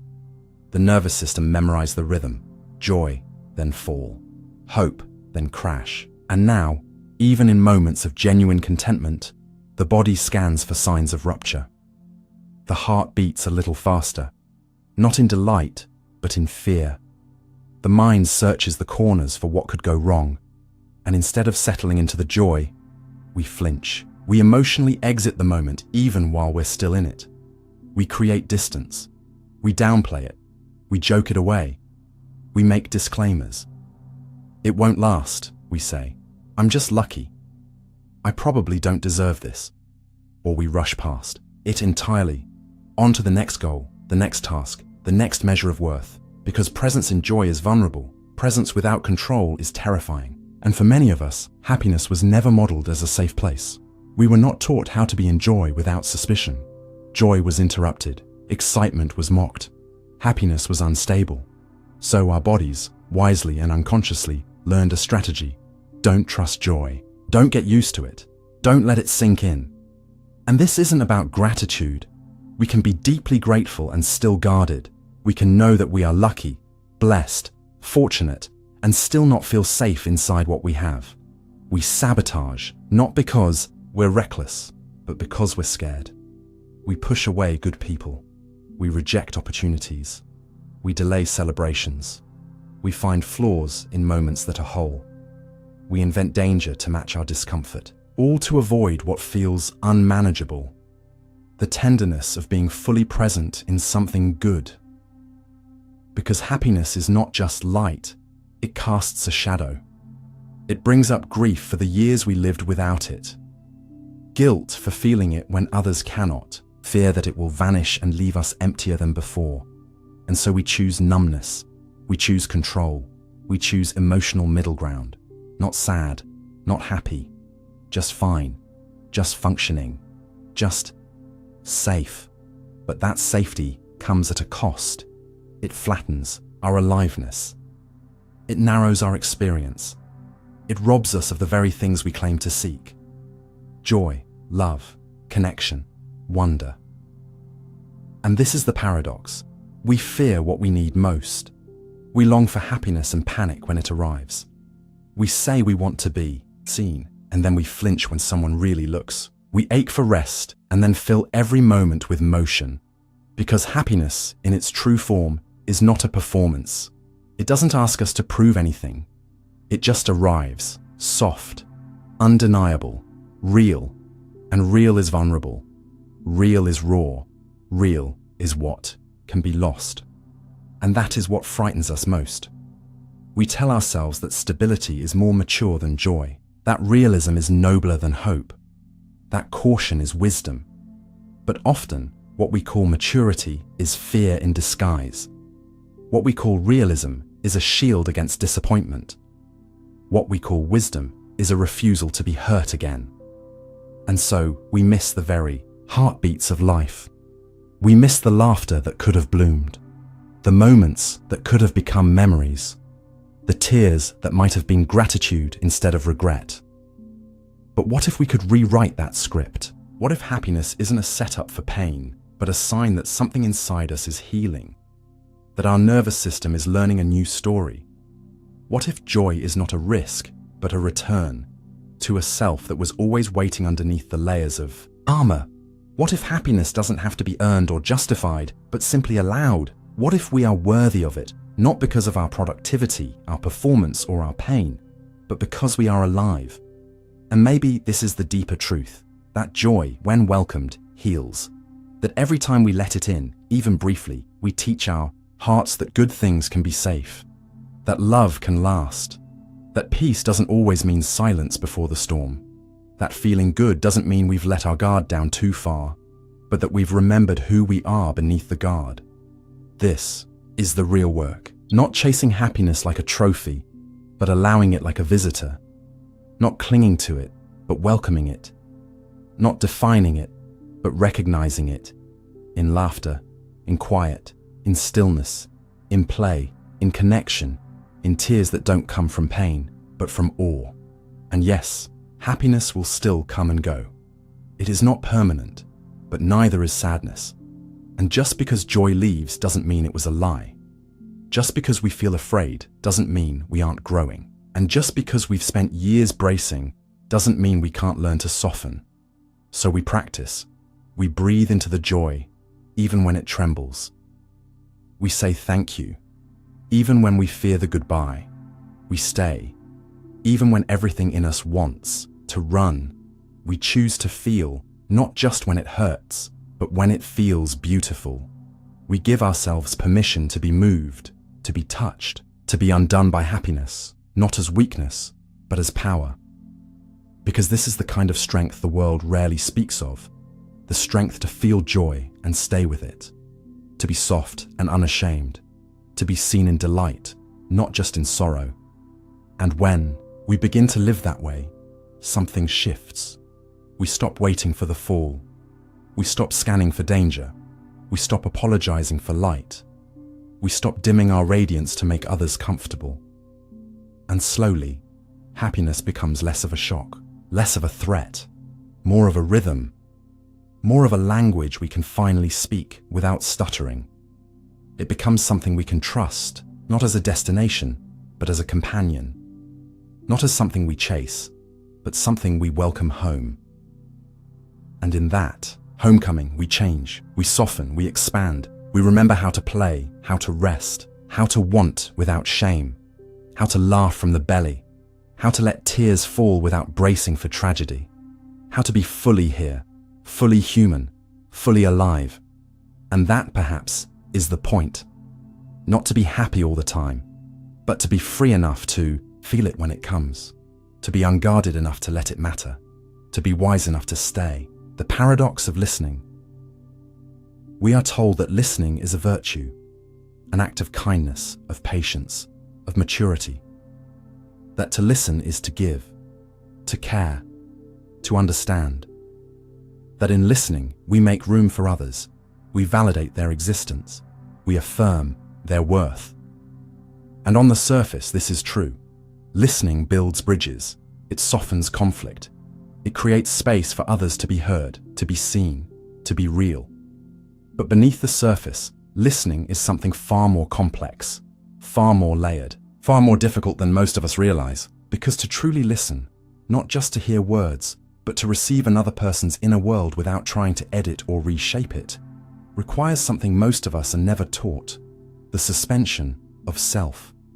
The ability to quiet the voice in our own head long enough to let someone else's voice fill the space, to not prepare our response while they're still speaking, to not mentally translate their experience into our own, to not analyze or critique or solve, to not fix, advise, compare, or interrupt with comfort, to not say, "That reminds me of," or "You know what I would do," but instead to simply say, with presence and stillness, "I'm here." And this presence is harder than it seems. Because while we nod and say, "I'm listening," our minds often wander. Not out of disinterest, but out of habit, out of fear, out of the survival instinct to stay safe inside our own narrative. Because when someone speaks from the depths, when they offer something raw, something painful, something vulnerable, it touches something in us. It activates our own memories, our own regrets, our own wounds. And so we retreat, not with our bodies, but with our attention. We go into the archive of our own experience and start preparing. What will I say next? How does this relate to me? What does this remind me of? What part of my story is similar? And in doing so, we stop listening. We begin to turn their monologue into a duet. We insert ourselves, silently, invisibly, but undeniably, and the moment becomes less about them and more about us, not because we're selfish, but because we're human. This is not cruelty. It is reflex. It is the ego doing what it knows best, centering itself. And that's the paradox. To truly listen, we must momentarily disappear. We must surrender the spotlight, the steering wheel, the urge to offer something clever or comforting or wise. And this surrender feels foreign, even frightening, like erasure, like self-abandonment, because so much of our identity is built on being heard, being seen, being understood, on telling our story, on contributing. And to reverse that dynamic, to give the floor, the attention, the empathy to someone else without inserting ourselves, requires more than good intentions. It requires space, and many of us are full. We are carrying so much that there is no room to receive anything more. Our heads are loud, our hearts are tired, our nervous systems are taxed. We are listening while thinking, listening while analyzing, listening while recovering from what was said to us 5 minutes ago or 5 years ago. And in that storm of inner noise, we hear the words but miss the meaning. We catch the facts but not the emotion. We remember the details but not the depth. And the speaker, sensing this absence, begins to shrink. They may not say it, but they feel it. That subtle shift, that invisible wall. And so they edit, they withhold, they turn the volume down on their truth. Because why open the wound if no one is really there to hold it? And so we slide into shallow conversations, into parallel monologues, into social rituals that mimic connection, but lack presence. We become fluent in the language of engagement, but illiterate in the experience of intimacy. Because what we're starving for is not more words, but more resonance, not more answers, but more attunement, not more discussion, but more depth. The sense that when we speak, someone is actually there, that when we offer our inner world, someone meets us, not with solutions, but with stillness, not with judgment, but with witnessing. And this kind of listening, sacred, reverent, unhurried, is exceedingly rare. Not because people are incapable of it, but because they are afraid of it. Because to listen is to be changed, to let someone else's story rearrange our understanding, to allow another's grief to sit beside our own, and change, especially when it's quiet, is deeply threatening, especially when it doesn't ask for action, only presence, because presence demands exposure, not just for the speaker, but for the listener. To listen is to be opened, to be affected, to risk being moved in ways we didn't expect. It is to lower the guard, to let go of control, to sit in discomfort without reaching for distraction. And most of us have not been trained for this. We've been trained to solve, to advise, to perform compassion, but not to embody it, to nod, but not to absorb. And so the cycle repeats. We interrupt, we redirect, we relate, we think we're connecting, but we're actually defending. And something vital is lost.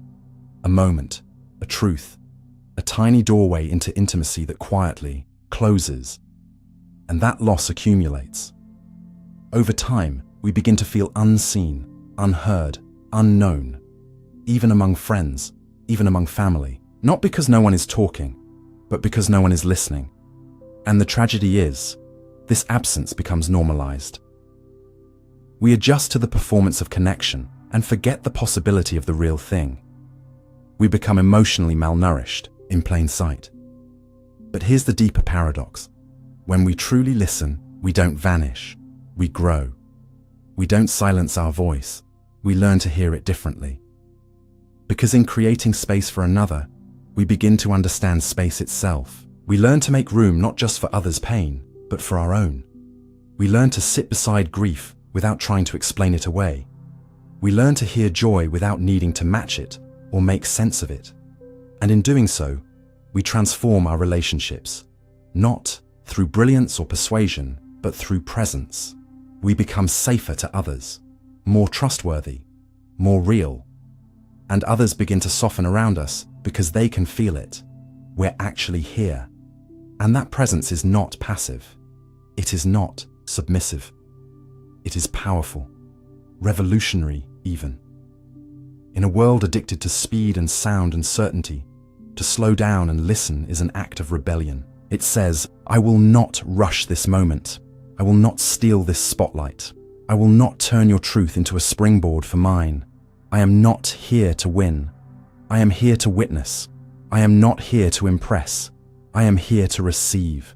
I am not here to fix. I am here to feel. And in that act, something ancient awakens, something sacred, because being heard is not a courtesy, it is a lifeline. It is how we remember we matter. It is how we remember we are not alone. And the more we give that gift to others, the more we can give it to ourselves. We begin to listen inwardly with more patience, to hear the subtle cues of our own exhaustion, to feel the whispers of our unmet needs, to recognize the voice inside us that has long been asking, will you listen to me too? And when we listen, really listen to ourselves and others alike, we no longer need to shout to be heard, because presence doesn't raise its voice, it deepens its silence. And in that silence, everything is revealed. Connection is not just possible, it becomes inevitable. And it begins with one small radical act: to stop, to quiet the mind, to soften the ego, to listen, not for our turn to speak, but for the sake of hearing. Not because it's polite, but because it's human. The identity amplifier effect. We often speak of identity as if it were a fixed thing, a core, a center, a stable truth we carry from moment to moment, unchanging and authentic. We're told to find ourselves, to be ourselves, to express our true selves, as though identity is a buried artifact, hidden somewhere deep inside us, waiting to be uncovered, polished, and presented to the world as a completed sculpture. As though the self is a singular destination, a final form we are meant to discover and then remain loyal to. But what if identity isn't something we find, but something we fabricate, layer by layer, word by word, moment by moment? What if it's not a truth to be revealed, but a process to be shaped, to be questioned, to be continually reimagined? What if identity is less like a solid core and more like an echo chamber, one where each reflection of ourselves bounces back with slight variation, magnifying what's already been said, until we no longer know what was original and what was amplified? This is the identity amplifier effect, the psychological phenomenon in which our sense of self is not merely influenced by how we are perceived, but is continuously exaggerated, stretched, and hardened by the repetitive nature of performance and feedback. Over time, the echo grows louder than the voice that started it. The source is buried beneath layers of reflection, and we become more simulation than substance, more repetition than revelation. And in the modern world, saturated with mirrors, digital, cultural, algorithmic, interpersonal, this amplifier finds fertile ground. Every post, every update, every curated photo or hot take becomes a data point in the evolving portrait we project outward. The more we share a version of ourselves, the more that version crystallizes, not because it is more real, but because it is more visible. Visibility begins to define authenticity. Exposure begins to define essence, and the loop continues. The more we act out an identity, the more we are affirmed in it. Not necessarily because it's true, but because it's consistent. The algorithm rewards reliability. The culture praises clarity. The audience wants familiarity. And so, we oblige. We lean into the aspects of ourselves that receive praise, that are easy to understand, that make people nod in recognition. We streamline our personalities. We prune our contradictions. We begin to suppress what doesn't fit the character we've created, sometimes consciously, sometimes unconsciously. We keep feeding the machine, because the more consistent we are, the more predictable the reward. The more the world reflects us back in the way we expect, the more comfortable we become inside a version of ourselves that may no longer be alive. And slowly, subtly, the inner world begins to flatten. Complexity becomes inconvenient. Nuance becomes suspicious. Contradiction becomes dangerous. Because in an amplified identity, change feels like betrayal. Growth feels like inconsistency. The freedom to evolve is overshadowed by the fear of disappointing those who've come to depend on a static version of us. We begin to fear not failure, but reinvention. Not being wrong, but being different from who we were yesterday. Because someone will notice. Someone will ask, "What happened to you?" Someone will say, "You've changed," and not mean it as a compliment. And so, we cling to the character. We defend the image. We hold fast to the mask, not because we love it, but because we're terrified of what might happen if we put it down. And this isn't limited to public personas or social media avatars. It's in the roles we play in every room we walk into.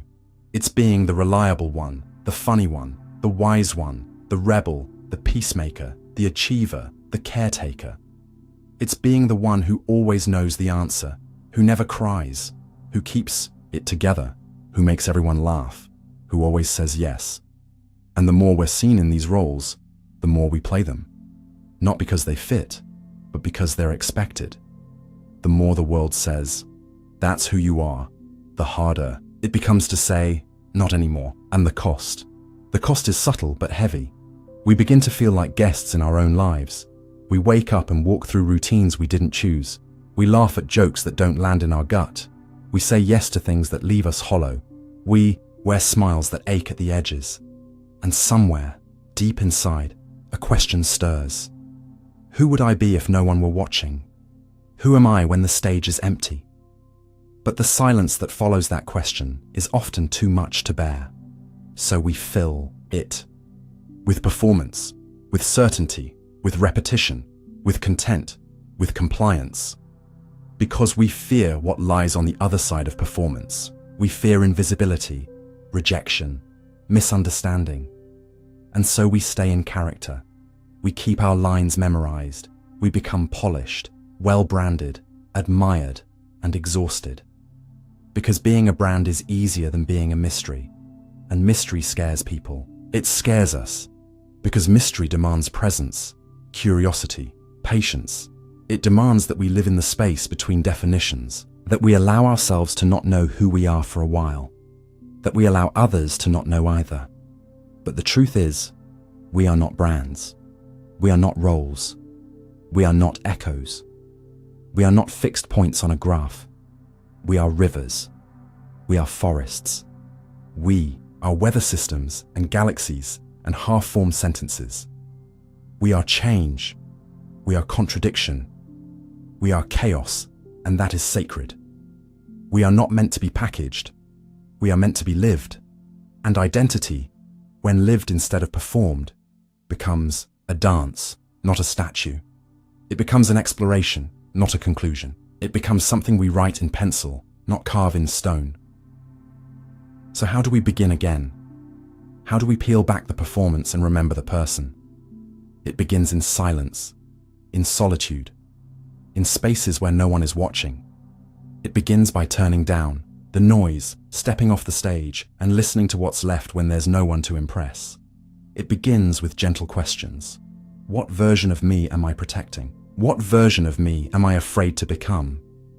What stories have I outgrown but still cling to for safety? What dreams have I silenced to remain legible? And in those questions, we begin to feel something stir. A tenderness, a possibility, a breath. We begin to experiment again, to try on new thoughts, to say things we're not sure we believe yet, to change our minds, to contradict our past without shame. And we start to reclaim our freedom, not the loud, defiant freedom of rebellion, but the quiet, spacious freedom of self-trust. The kind of freedom that says, I don't have to explain this shift, I just have to honor it. The kind of freedom that allows us to show up fully, even when we don't have a name for what we're becoming. And yes, some people will resist this. They will want the old you, the consistent you, the predictable you. But the ones who matter, the ones who see beyond the echo, will stay. They will evolve with you. They will celebrate your unfolding, because they know the truth. The most honest life is not the one where we hold our shape, but the one where we allow it to change, where we become again and again, not into someone else, but more fully into who we already are, not fixed, not final, just alive. The trying not to try paradox. We are told to let go, to relax, to be present, to stop striving, stop controlling, stop resisting. We are encouraged to enter the flow, to live mindfully, to rest in the now without judgment or effort, and yet the moment we try to do this, something strange happens. The very act of trying disrupts the goal we seek. The more we strive to let go, the more we grip. The more we chase stillness, the more agitated we become. The more we pursue authenticity, the more we perform. The more we attempt to be spontaneous, the more rehearsed we feel. This is the paradox of trying not to try. The recursive trap of intentional non-intention, where effort becomes the enemy of ease, and conscious striving becomes the very barrier to unconscious surrender. It is the paradox that sits like a quiet tremor beneath every meditation session that spirals into a storm of thoughts, beneath every yoga class where we push too hard into the stretch meant for release, beneath every walk in nature where we check our phones to make sure we're being present enough. It's in the quiet expectation that by following a ritual of calm, we will arrive at serenity. But the moment serenity is the target, it begins to move further away. Like trying to remember a dream by force, the more we grip, the more it slips through our fingers. We sit down to be still, and immediately our mind starts judging the stillness. This isn't deep enough. This isn't working. Why is it so noisy in here? We attempt to be natural and become hyper-aware of every gesture. Do I look relaxed? Am I doing it right? We aim for spontaneity and find ourselves planning how to be unplanned. Because the moment we decide to be, we are already doing. The moment we aim to let go, we have already latched onto an outcome. The moment we say, I want to relax, a subtle tension forms. Because want implies distance, implies lack, implies effort. And effort, in this particular terrain, cracks the very stillness we hope to enter. It is like trying to sleep by, willing sleep into existence, trying to laugh by commanding joy, trying to feel love by questioning whether we're feeling it correctly. And yet, we keep trying. We read more books, we listen to more teachings, we seek more tools and techniques, not realizing that the compulsion to fix, improve, and adjust ourselves is the very loop that reinforces the belief that something is wrong, and so begins the spiral. The more aware we become of our inner restlessness, the more pressure we place on ourselves to not feel it. The more pressure we place upon it, the more we monitor it. And the more we monitor it, the more artificial it becomes. Our internal world becomes a performance stage, and even our silence is choreographed. We become actors in our own presence, trying to convince ourselves that we are no longer trying, and this too becomes exhausting. But this paradox is not a modern invention. It has been named and explored for thousands of years. It lives in the heart of ancient Eastern philosophy, particularly in the Taoist concept of Wu Wei, the art of effortless action, of flowing with the current rather than against it. In Wu Wei, the sage does not bend the world to their will, but instead moves in harmony with it. The aim is not achievement through force, but alignment through surrender. Yet even this principle becomes a trap when pursued too earnestly. The moment you try to practice Wu Wei, you are no longer in Wu Wei. You are trying. You are planning surrender. You are attempting to grasp the ungraspable. And this is the riddle at the heart of conscious living. How does one stop trying without trying to stop? How does one live naturally without trying to simulate nature? How do you release control without making the release itself a new form of control? The answer, if there is one, lies not in more effort, but in redirection, in a shift of attention from the end result to the experience of now, from the image of surrender to the felt sense of whatever is happening, even if it's resistance. It's not about performing presence, but noticing presence. Not about faking ease, but recognizing the grip. It begins by simply becoming aware, without judgment, of when trying creeps in, noticing when surrender turns into a strategy, noticing when being becomes another task to complete, and then radically doing nothing about it, not fixing, not replacing, just observing, because that quiet allowance is the only form of non-effort that doesn't betray itself. It's not a move away from control, but a turning toward it. Not to fight it, but to recognize, here I am again, trying not to try. And in that naming, something shifts. The pressure releases just slightly. The system begins to unwind, and that, strangely, is the closest we can come to true letting go. Not through suppression, but through acceptance. Not through effortlessness, as a task, but as a side effect of honesty. We accept that we are wired to strive, that the mind wants to solve problems, even when there are none. That control is an ancient reflex, trying to protect us from the unknown. And in that self-understanding, a deeper intelligence begins to rise, not intellectual, but embodied. The breath that continues without command, the heartbeat that steadies us without our permission. The body, ancient and wise, already knows what balance feels like.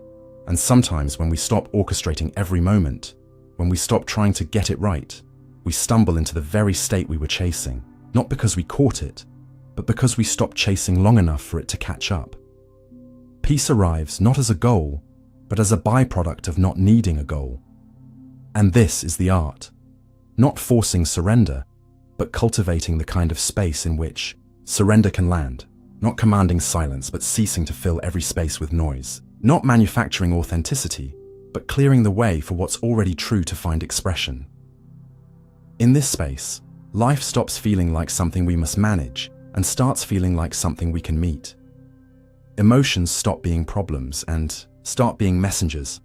Thoughts stop being enemies and start being clouds passing across a larger sky. Experience stops being a test and starts being a teacher. Effort, then, isn't the villain. It's just misunderstood. The task is not to eliminate effort, but to realign it. We can still be intentional. We can still show up, still practice, still return again and again.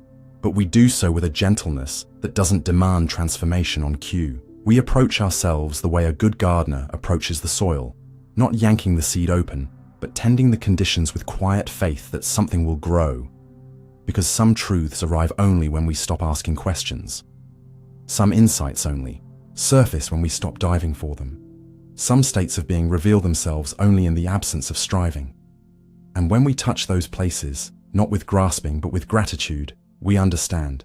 The paradox isn't a mistake in the system. It is the system. It's not something to be solved, but lived. We learn that peace isn't a point we reach, but a rhythm we remember. That surrender isn't the end of effort, but the redirection of it toward listening. That trying not to try isn't a failure, it's part of the spiral. We forget, we try, we notice, we soften, we tighten again, we smile, we cry. And somewhere, in the dance of all this doing and undoing, we come to realize we're already home. Not in a moment of perfect stillness, but in the willingness to meet ourselves exactly where we are. Trying, resisting, releasing, remembering. Not perfectly, but fully. And that, perhaps, is enough. The truth hurts. Paradox. We say we want the truth. We chant it as an ideal, frame it as a virtue, inscribe it into legal oaths, and build entire belief systems around its pursuit. The truth will set you free, we tell ourselves, as if it were a door to liberation just waiting to be opened. We imagine it as a kind of arrival, a place where doubt dissolves, confusion lifts, and everything that was once fractured becomes whole. We imagine that truth will soothe, will comfort, will validate the parts of us that have long felt unseen or misunderstood. But what we rarely acknowledge, at least not openly, is that truth is not a gentle liberator. It does not arrive wrapped in silk. It does not knock softly or come bearing flowers. Truth is a force. It breaks in, it unseats, it devastates, it burns down illusions that once kept us warm and leaves behind not clarity, but smoke, ash, silence. And in its place, it offers something stark. The rawness of what is, unfiltered, unvarnished, unforgiving. This is the paradox of truth. It is the very thing we claim to want most, yet the very thing we instinctively avoid when it arrives. Because truth, especially the personal kind, the emotional kind, the kind that upends our self-concept, is rarely kind in the moment. It doesn't just correct facts. It dismantles identity. It calls into question the very stories we've told ourselves in order to survive. The stories about who we are, what we deserve, why we left, why we stayed, what we wanted, what we feared. And it asks us, not politely, but insistently, to face what lies beneath the story. The grief, the guilt, the contradiction, the shame. And that is terrifying. Because truth doesn't stop at the surface.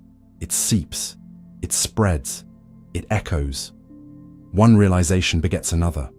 One admission unearths a dozen more. And soon we're standing in the rubble of a self we no longer recognize, wondering what was real and what was defense. We are left holding pieces of memory, of motive, of meaning that no longer fit where they used to. And that's the thing about truth. It doesn't just clarify, it complicates, it deepens, it refuses the easy answer, it dissolves binaries, it asks us to sit with uncertainty, not as a temporary discomfort, but as a permanent companion. So we run, not always from the truth itself, but from what the truth demands: change, accountability, mourning, the loss of narratives that, however false, once offered safety. We say things like, "That's just your perspective," or "There are two sides to every story," not because we are devoted to nuance, but because ambiguity buys us time, because ambiguity delays the reckoning. Because if everything is relative, then nothing has to change. But deep down, we know. The body knows. It tightens. It shrinks. It tenses in the presence of truth. Even when the mind resists, the nervous system registers the shift. And we flinch. Not always because we're afraid of being wrong, but because we're afraid of what being wrong means, what it undoes, what it uncovers. Because truth, real truth, doesn't just revise, it reforms. It says, "You misunderstood, you were careless, you projected, you betrayed yourself, you harmed someone, you believed a lie, you needed that lie, you weren't ready for what was real." And those realizations, they're not intellectual, they are visceral. They ripple through the body, they sit in the chest like stone, they wake us at night, they alter our voice, they rewrite the past, they call us to account. And yet, despite all this, we romanticize truth. We wrap it in slogans and spiritual language. We call it light. We associate it with awakening, with wisdom, with liberation. But we rarely speak of its violence, of how it dismantles before it rebuilds, of how it wounds before it heals, of how, before it sets us free, it destroys what we thought freedom was. And what it leaves behind is not always a clean slate, but an empty room, a quiet we don't yet know how to inhabit, a version of ourselves we don't yet know how to become. And that's why most people resist truth, not out of ignorance, but out of exhaustion. Because truth without integration is chaos. Because insight without support can feel like punishment. Because transformation without companionship can become trauma. So we stagger the truth. We ration it. We take in only what we can metabolize. We back away when it cuts too deep. And this is not cowardice. It is wisdom. Because no one survives a flood by standing in the center of it. Sometimes you have to watch from the shore. Sometimes you need time to prepare, to strengthen, to gather the tools that will help you rebuild once the wave passes through. And yet, truth waits. It doesn't chase. It doesn't scream. It doesn't knock twice. It simply remains, quiet, immutable, patient. It doesn't vanish when ignored. It simply moves inward, settling into the body, becoming symptom, becoming fatigue, becoming numbness, becoming the low-grade ache that something is off, something is missing, something is calling. And in time, when we're ready, or perhaps when we can no longer avoid it, it re-emerges, not to punish, but to realign, not to shame, but to clarify. And if we let it all the way in, it doesn't just take things away. It gives us something in return. Not comfort, but coherence. Not certainty, but integrity. It gives us the ability to live without pretense, to love without strategy, to grieve honestly, to hope without clinging, and perhaps most importantly, It gives us access to a version of ourselves that can no longer be seduced by illusion. This is not an easy self to live as. It doesn't always get applauded. It doesn't always fit neatly into social scripts. But it is real. It is grounded. It is unshakable in a way that polished personas never are. Because it is not built on what is pleasing, but on what is true. And that truth, once embodied, becomes its own kind of peace. A peace that doesn't depend on everything being okay. A peace that doesn't require constant validation. A peace that can hold pain without collapsing, and contradiction without retreating. And so we begin to understand, truth is not something we find, it's something we face, again and again. And the more we face it, the more we grow, not into perfection, but into presence. The more we allow it, the more we soften, not into fragility, but into depth. We stop fearing what truth might take from us and start trusting what it might make of us. Because in the end, the truth doesn't hurt because it is cruel. It hurts because it is clean. Because it clears away everything that is not essential. Because it burns away illusion, not to leave us empty, but to reveal the architecture of what is lasting. And what is lasting is rarely glamorous, but it is solid, it is trustworthy, it is earned. And when you live from that place, you no longer need to chase clarity. You are clarity, not because you know all the answers, but because you are no longer afraid of the questions. That is the freedom truth gives. Not the freedom to feel good, but the freedom to stop pretending. The freedom to stand in the wreckage of old illusions and say, this is real, and I am still here. Not untouched, but untangled. Not unscathed, but undeniably alive. The meaning vacuum. We live in an age saturated with meaning, or at least with the appearance of it. Everything speaks, everything signals, every product comes with a mission statement. Every influencer arrives with a curated ethos. Every caption declares a lesson. Every experience is mined for metaphors. Even our pain, our grief, our loneliness are now formatted into content, filtered, reframed, shared, liked. We are told to find our why, to make an impact, to live with intention, to leave a legacy, to turn wounds into wisdom. Meaning has become a performance, a commodity, a strategy. We don't just live our lives, we narrate them. We don't just heal, we document our healing. We don't just feel, we analyze, reframe and translate our emotions into digestible messages. Our culture is steeped in motivational mantras and existential urgency. Books, podcasts, TED Talks, online courses, all teaching us how to unlock our potential, access our purpose, embody our higher self. And yet, despite this tidal wave of tools, many people feel increasingly hollow, adrift in a sea of inspiration that no longer inspires, surrounded by symbols that no longer point to anything real. This is the paradox of the modern soul. Never before have we had such access to ideas about meaning, and never before have so many felt so estranged from meaning itself. We live within the meaning vacuum, a psychological and philosophical condition in which meaning becomes so overproduced, so packaged, so constantly sought that it begins to collapse under its own weight, like a star that burns too brightly until it implodes. Meaning becomes noise, a background hum, a kind of spiritual wallpaper that covers everything but anchors nothing. We are drowning not in the absence of meaning, but in its overexposure, its dilution through repetition, commodification, and constant self-reference. In this vacuum, the distinction between presence and performance becomes increasingly blurred.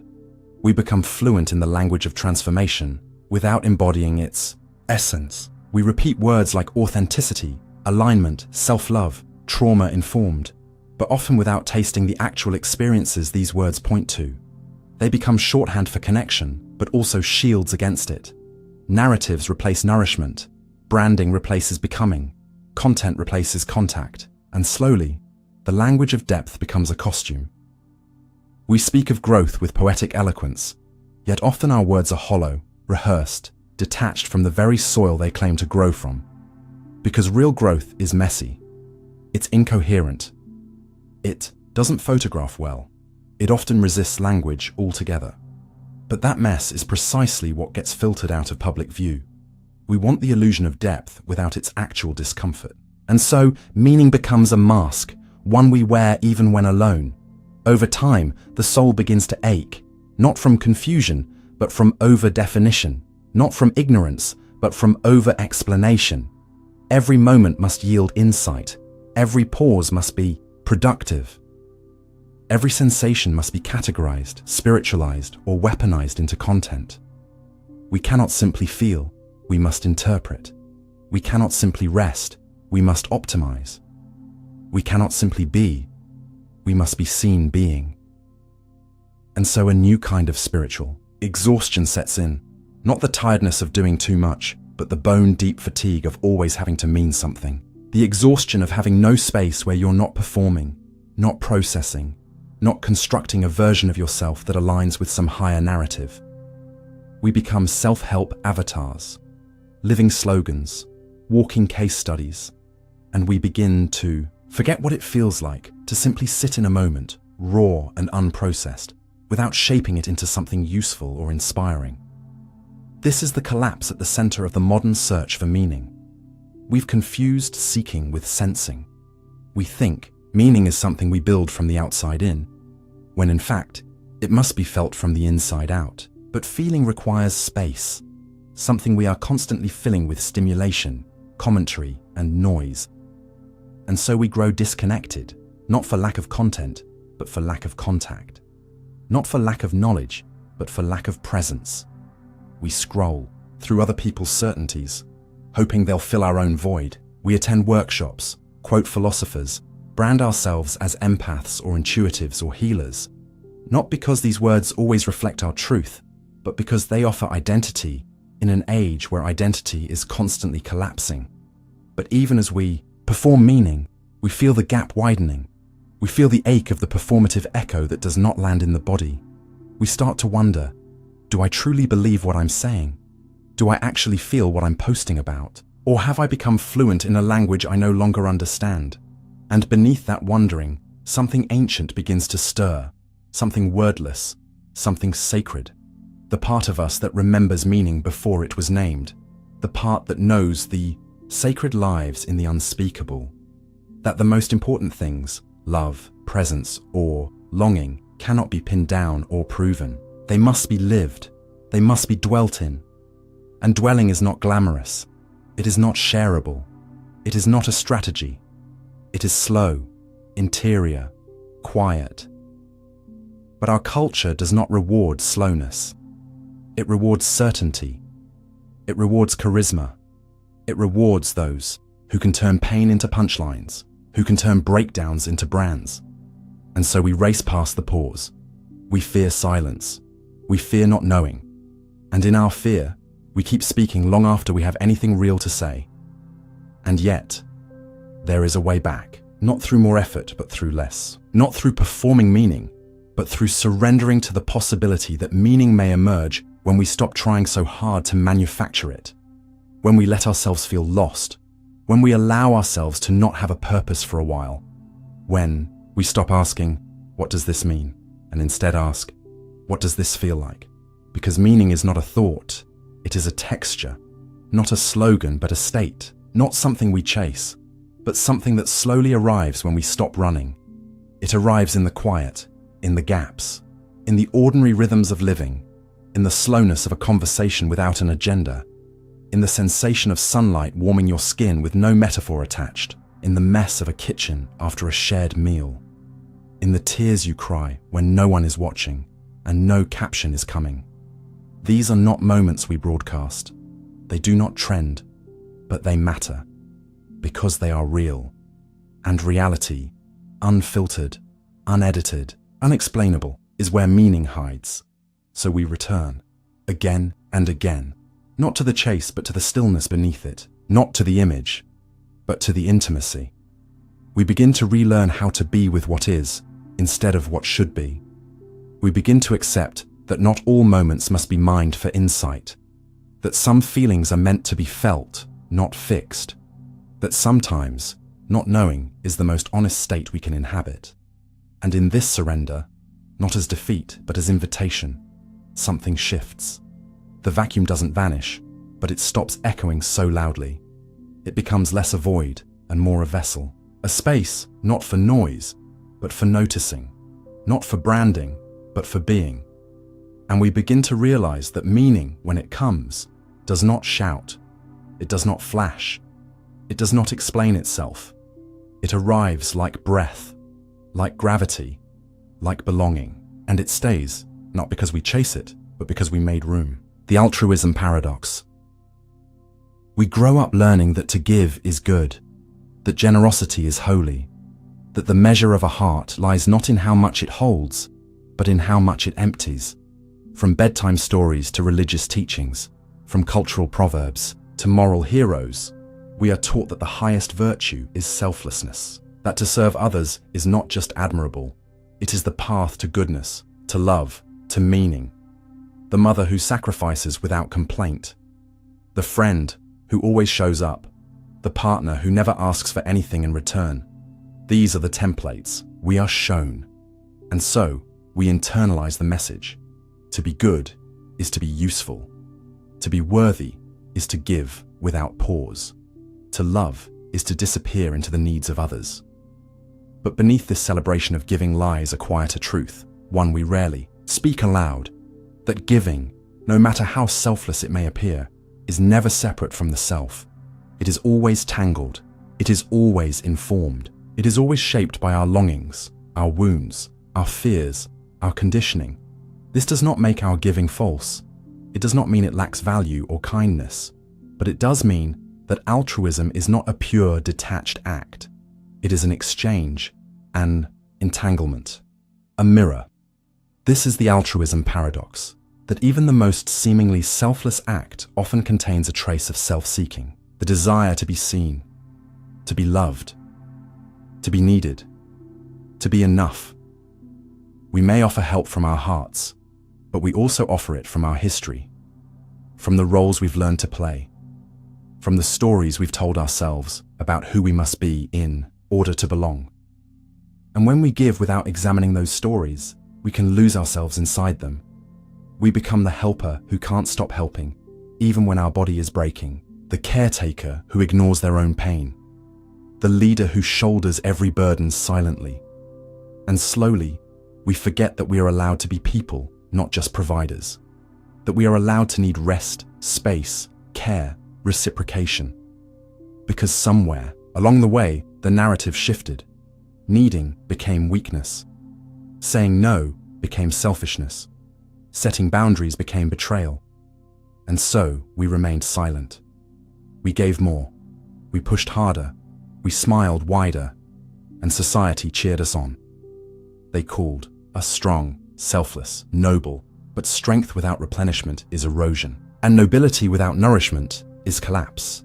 We begin to live in service of a role rather than a truth. We say yes out of fear that no will make us invisible. We stay up late fixing others' problems because we're afraid of what will surface if we sit with our own. We answer every call for help because we don't know how to answer the call within ourselves. And this is not kindness. This is survival in the costume of compassion, and the cost is high. We lose touch with our own desires. We forget what it feels like to want something just for ourselves. We feel guilt when we rest, shame when we receive, resentment when others don't notice how much we've given.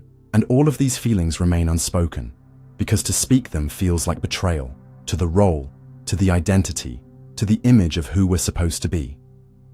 Over time, altruism becomes a performance, a habit, a currency we exchange for validation, affection, belonging. We don't even realize we're doing it. It becomes muscle memory. We anticipate needs before they're spoken. We clean up emotional messes before anyone asks. We carry burdens that no one sees. And when no one thanks us, we feel invisible. When no one reciprocates, we feel disposable.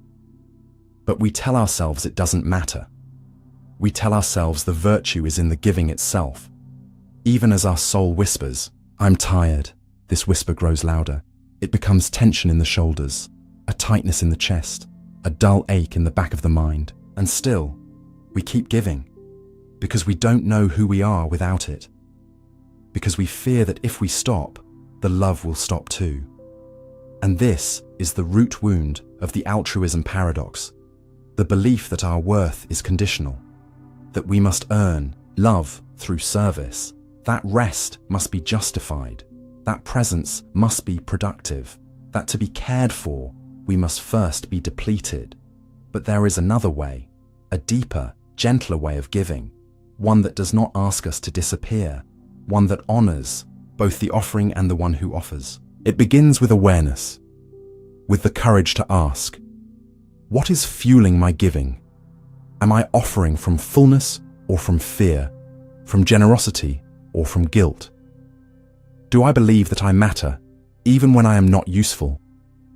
These questions are not meant to shame, they are meant to free, to loosen the grip of old narratives, to create space for a new kind of service, one rooted in wholeness, not martyrdom. True generosity flows from an inner abundance. It does not demand exhaustion as proof. It does not ask us to break ourselves to build others. It does not require that we erase our own needs in the name of goodness. In fact, it insists that we honor them, because only when we are nourished can we nourish others deeply. Only when we are safe can we offer true sanctuary. Only when we are honest with ourselves can we show up honestly for someone else. And so the path forward is not to stop giving, but to give differently. To give with awareness, with boundaries, with reciprocity. To give without abandoning ourselves. This kind of giving is not lesser. It is more sustainable, more honest, more whole. It invites a new paradigm, where caretaking includes the self, where helping does not require hurting, where goodness is not measured by depletion, but by depth. In this paradigm, we become stewards, not saviors. We listen to our limits. We say yes with our whole hearts, and no with equal clarity. We recognize that a gift given in resentment is not a gift. It is a transaction waiting to be repaid. We learn that it is okay to receive, to ask, to rest. That vulnerability does not lessen our kindness, it expands it. That allowing others to care for us is not weakness, it is connection. And slowly, the paradox dissolves. Giving becomes a dance, not a duty, a rhythm, not a role. We stop performing virtue and start living truth. We remember that we are not required to suffer to be good. That love is not something we earn through self-denial. It is something we cultivate through presence. And in that presence, we find the freedom to give with open hands and open hearts. Not to prove, not to perform, but because we have something real to share. Something sacred, something whole. And that wholeness ripples outward. It invites others to do the same, to stop running on empty, to stop confusing burnout for brilliance, to stop measuring worth by output. It creates a world where care is not extracted, but exchanged, where compassion is not coerced, but chosen, where service does not require self-sacrifice, but is enriched by self-respect. This is the deeper truth beneath the paradox, that the most transformative kind of giving does not deny the self, it honors it. It includes the self in the circle of care. And in doing so, it becomes not just an act of kindness, but an act of healing, for the giver, for the receiver, for the culture that taught us otherwise. The tolerance paradox.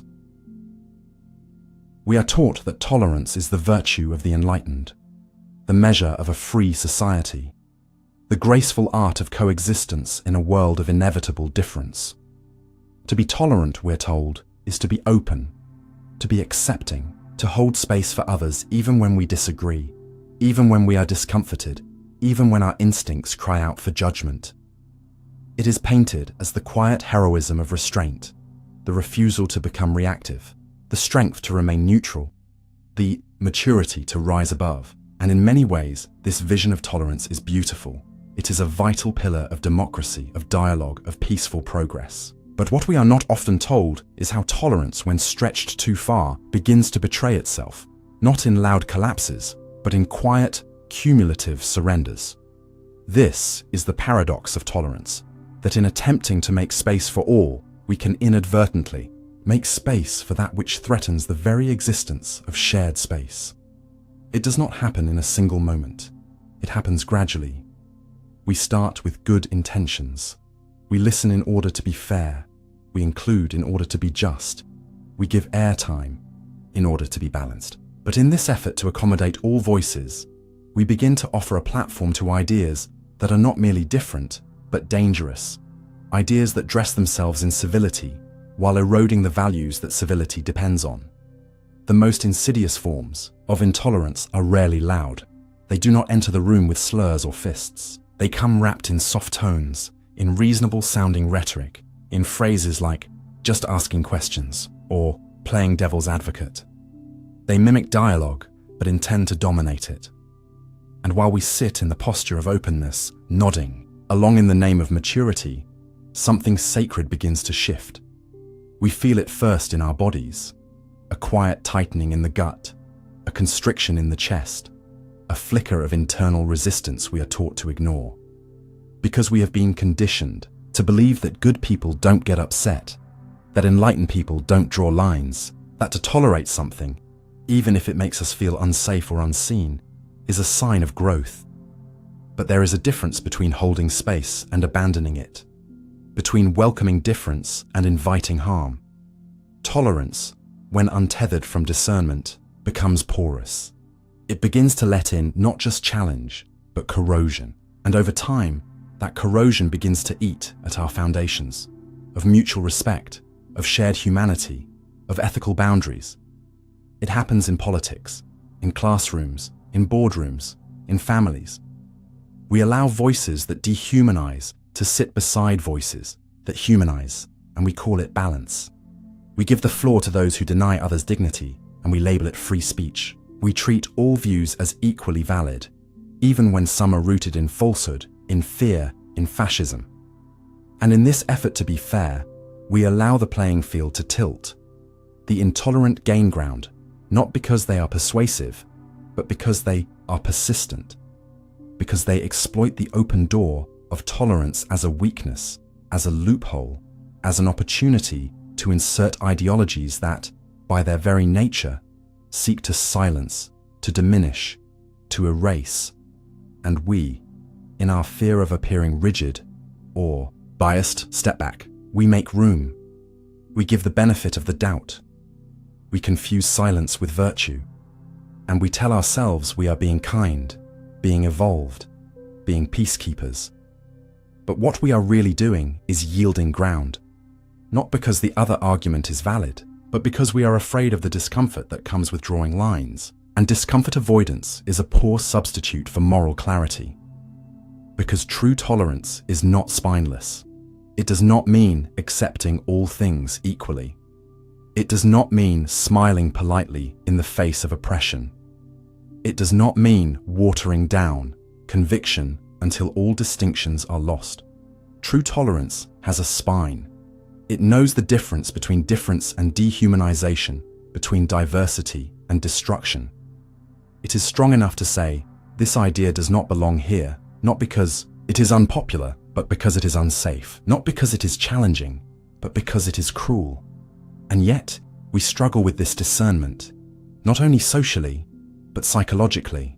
The modern psyche, trained in relativism and obsessed with balance, often turns on itself. We doubt our instincts. We talk ourselves out of outrage.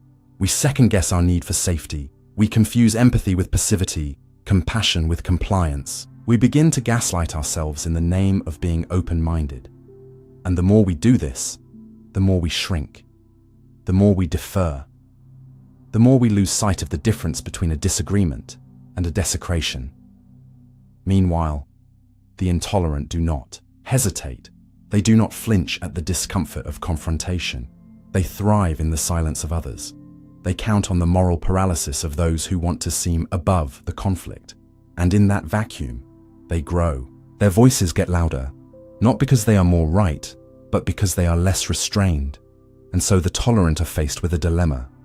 How do we remain open without becoming hollow? How do we resist tyranny without becoming tyrannical? How do we maintain dialogue without offering our dignity on the altar of someone else's ideology? The answer begins with reimagining tolerance, not as infinite acceptance, but as principled inclusion, not as neutrality, but as courageous discernment, not as the absence of conflict, but as the presence of integrity. It begins with saying, not all ideas are morally equal. Not all speech is constructive. Not all positions deserve a seat at the table. It begins with building spaces where people can speak freely without fear, not where fear can speak freely without consequence.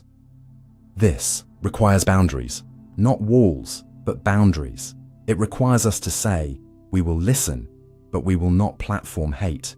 We will engage, but we will not legitimize bigotry. We will hold space for difference, but we will not hold the door open for destruction. And when someone tries to dress dehumanization in the language of debate, we will not flatter them with applause. We will hold the line. This kind of tolerance is not passive. It is not easy.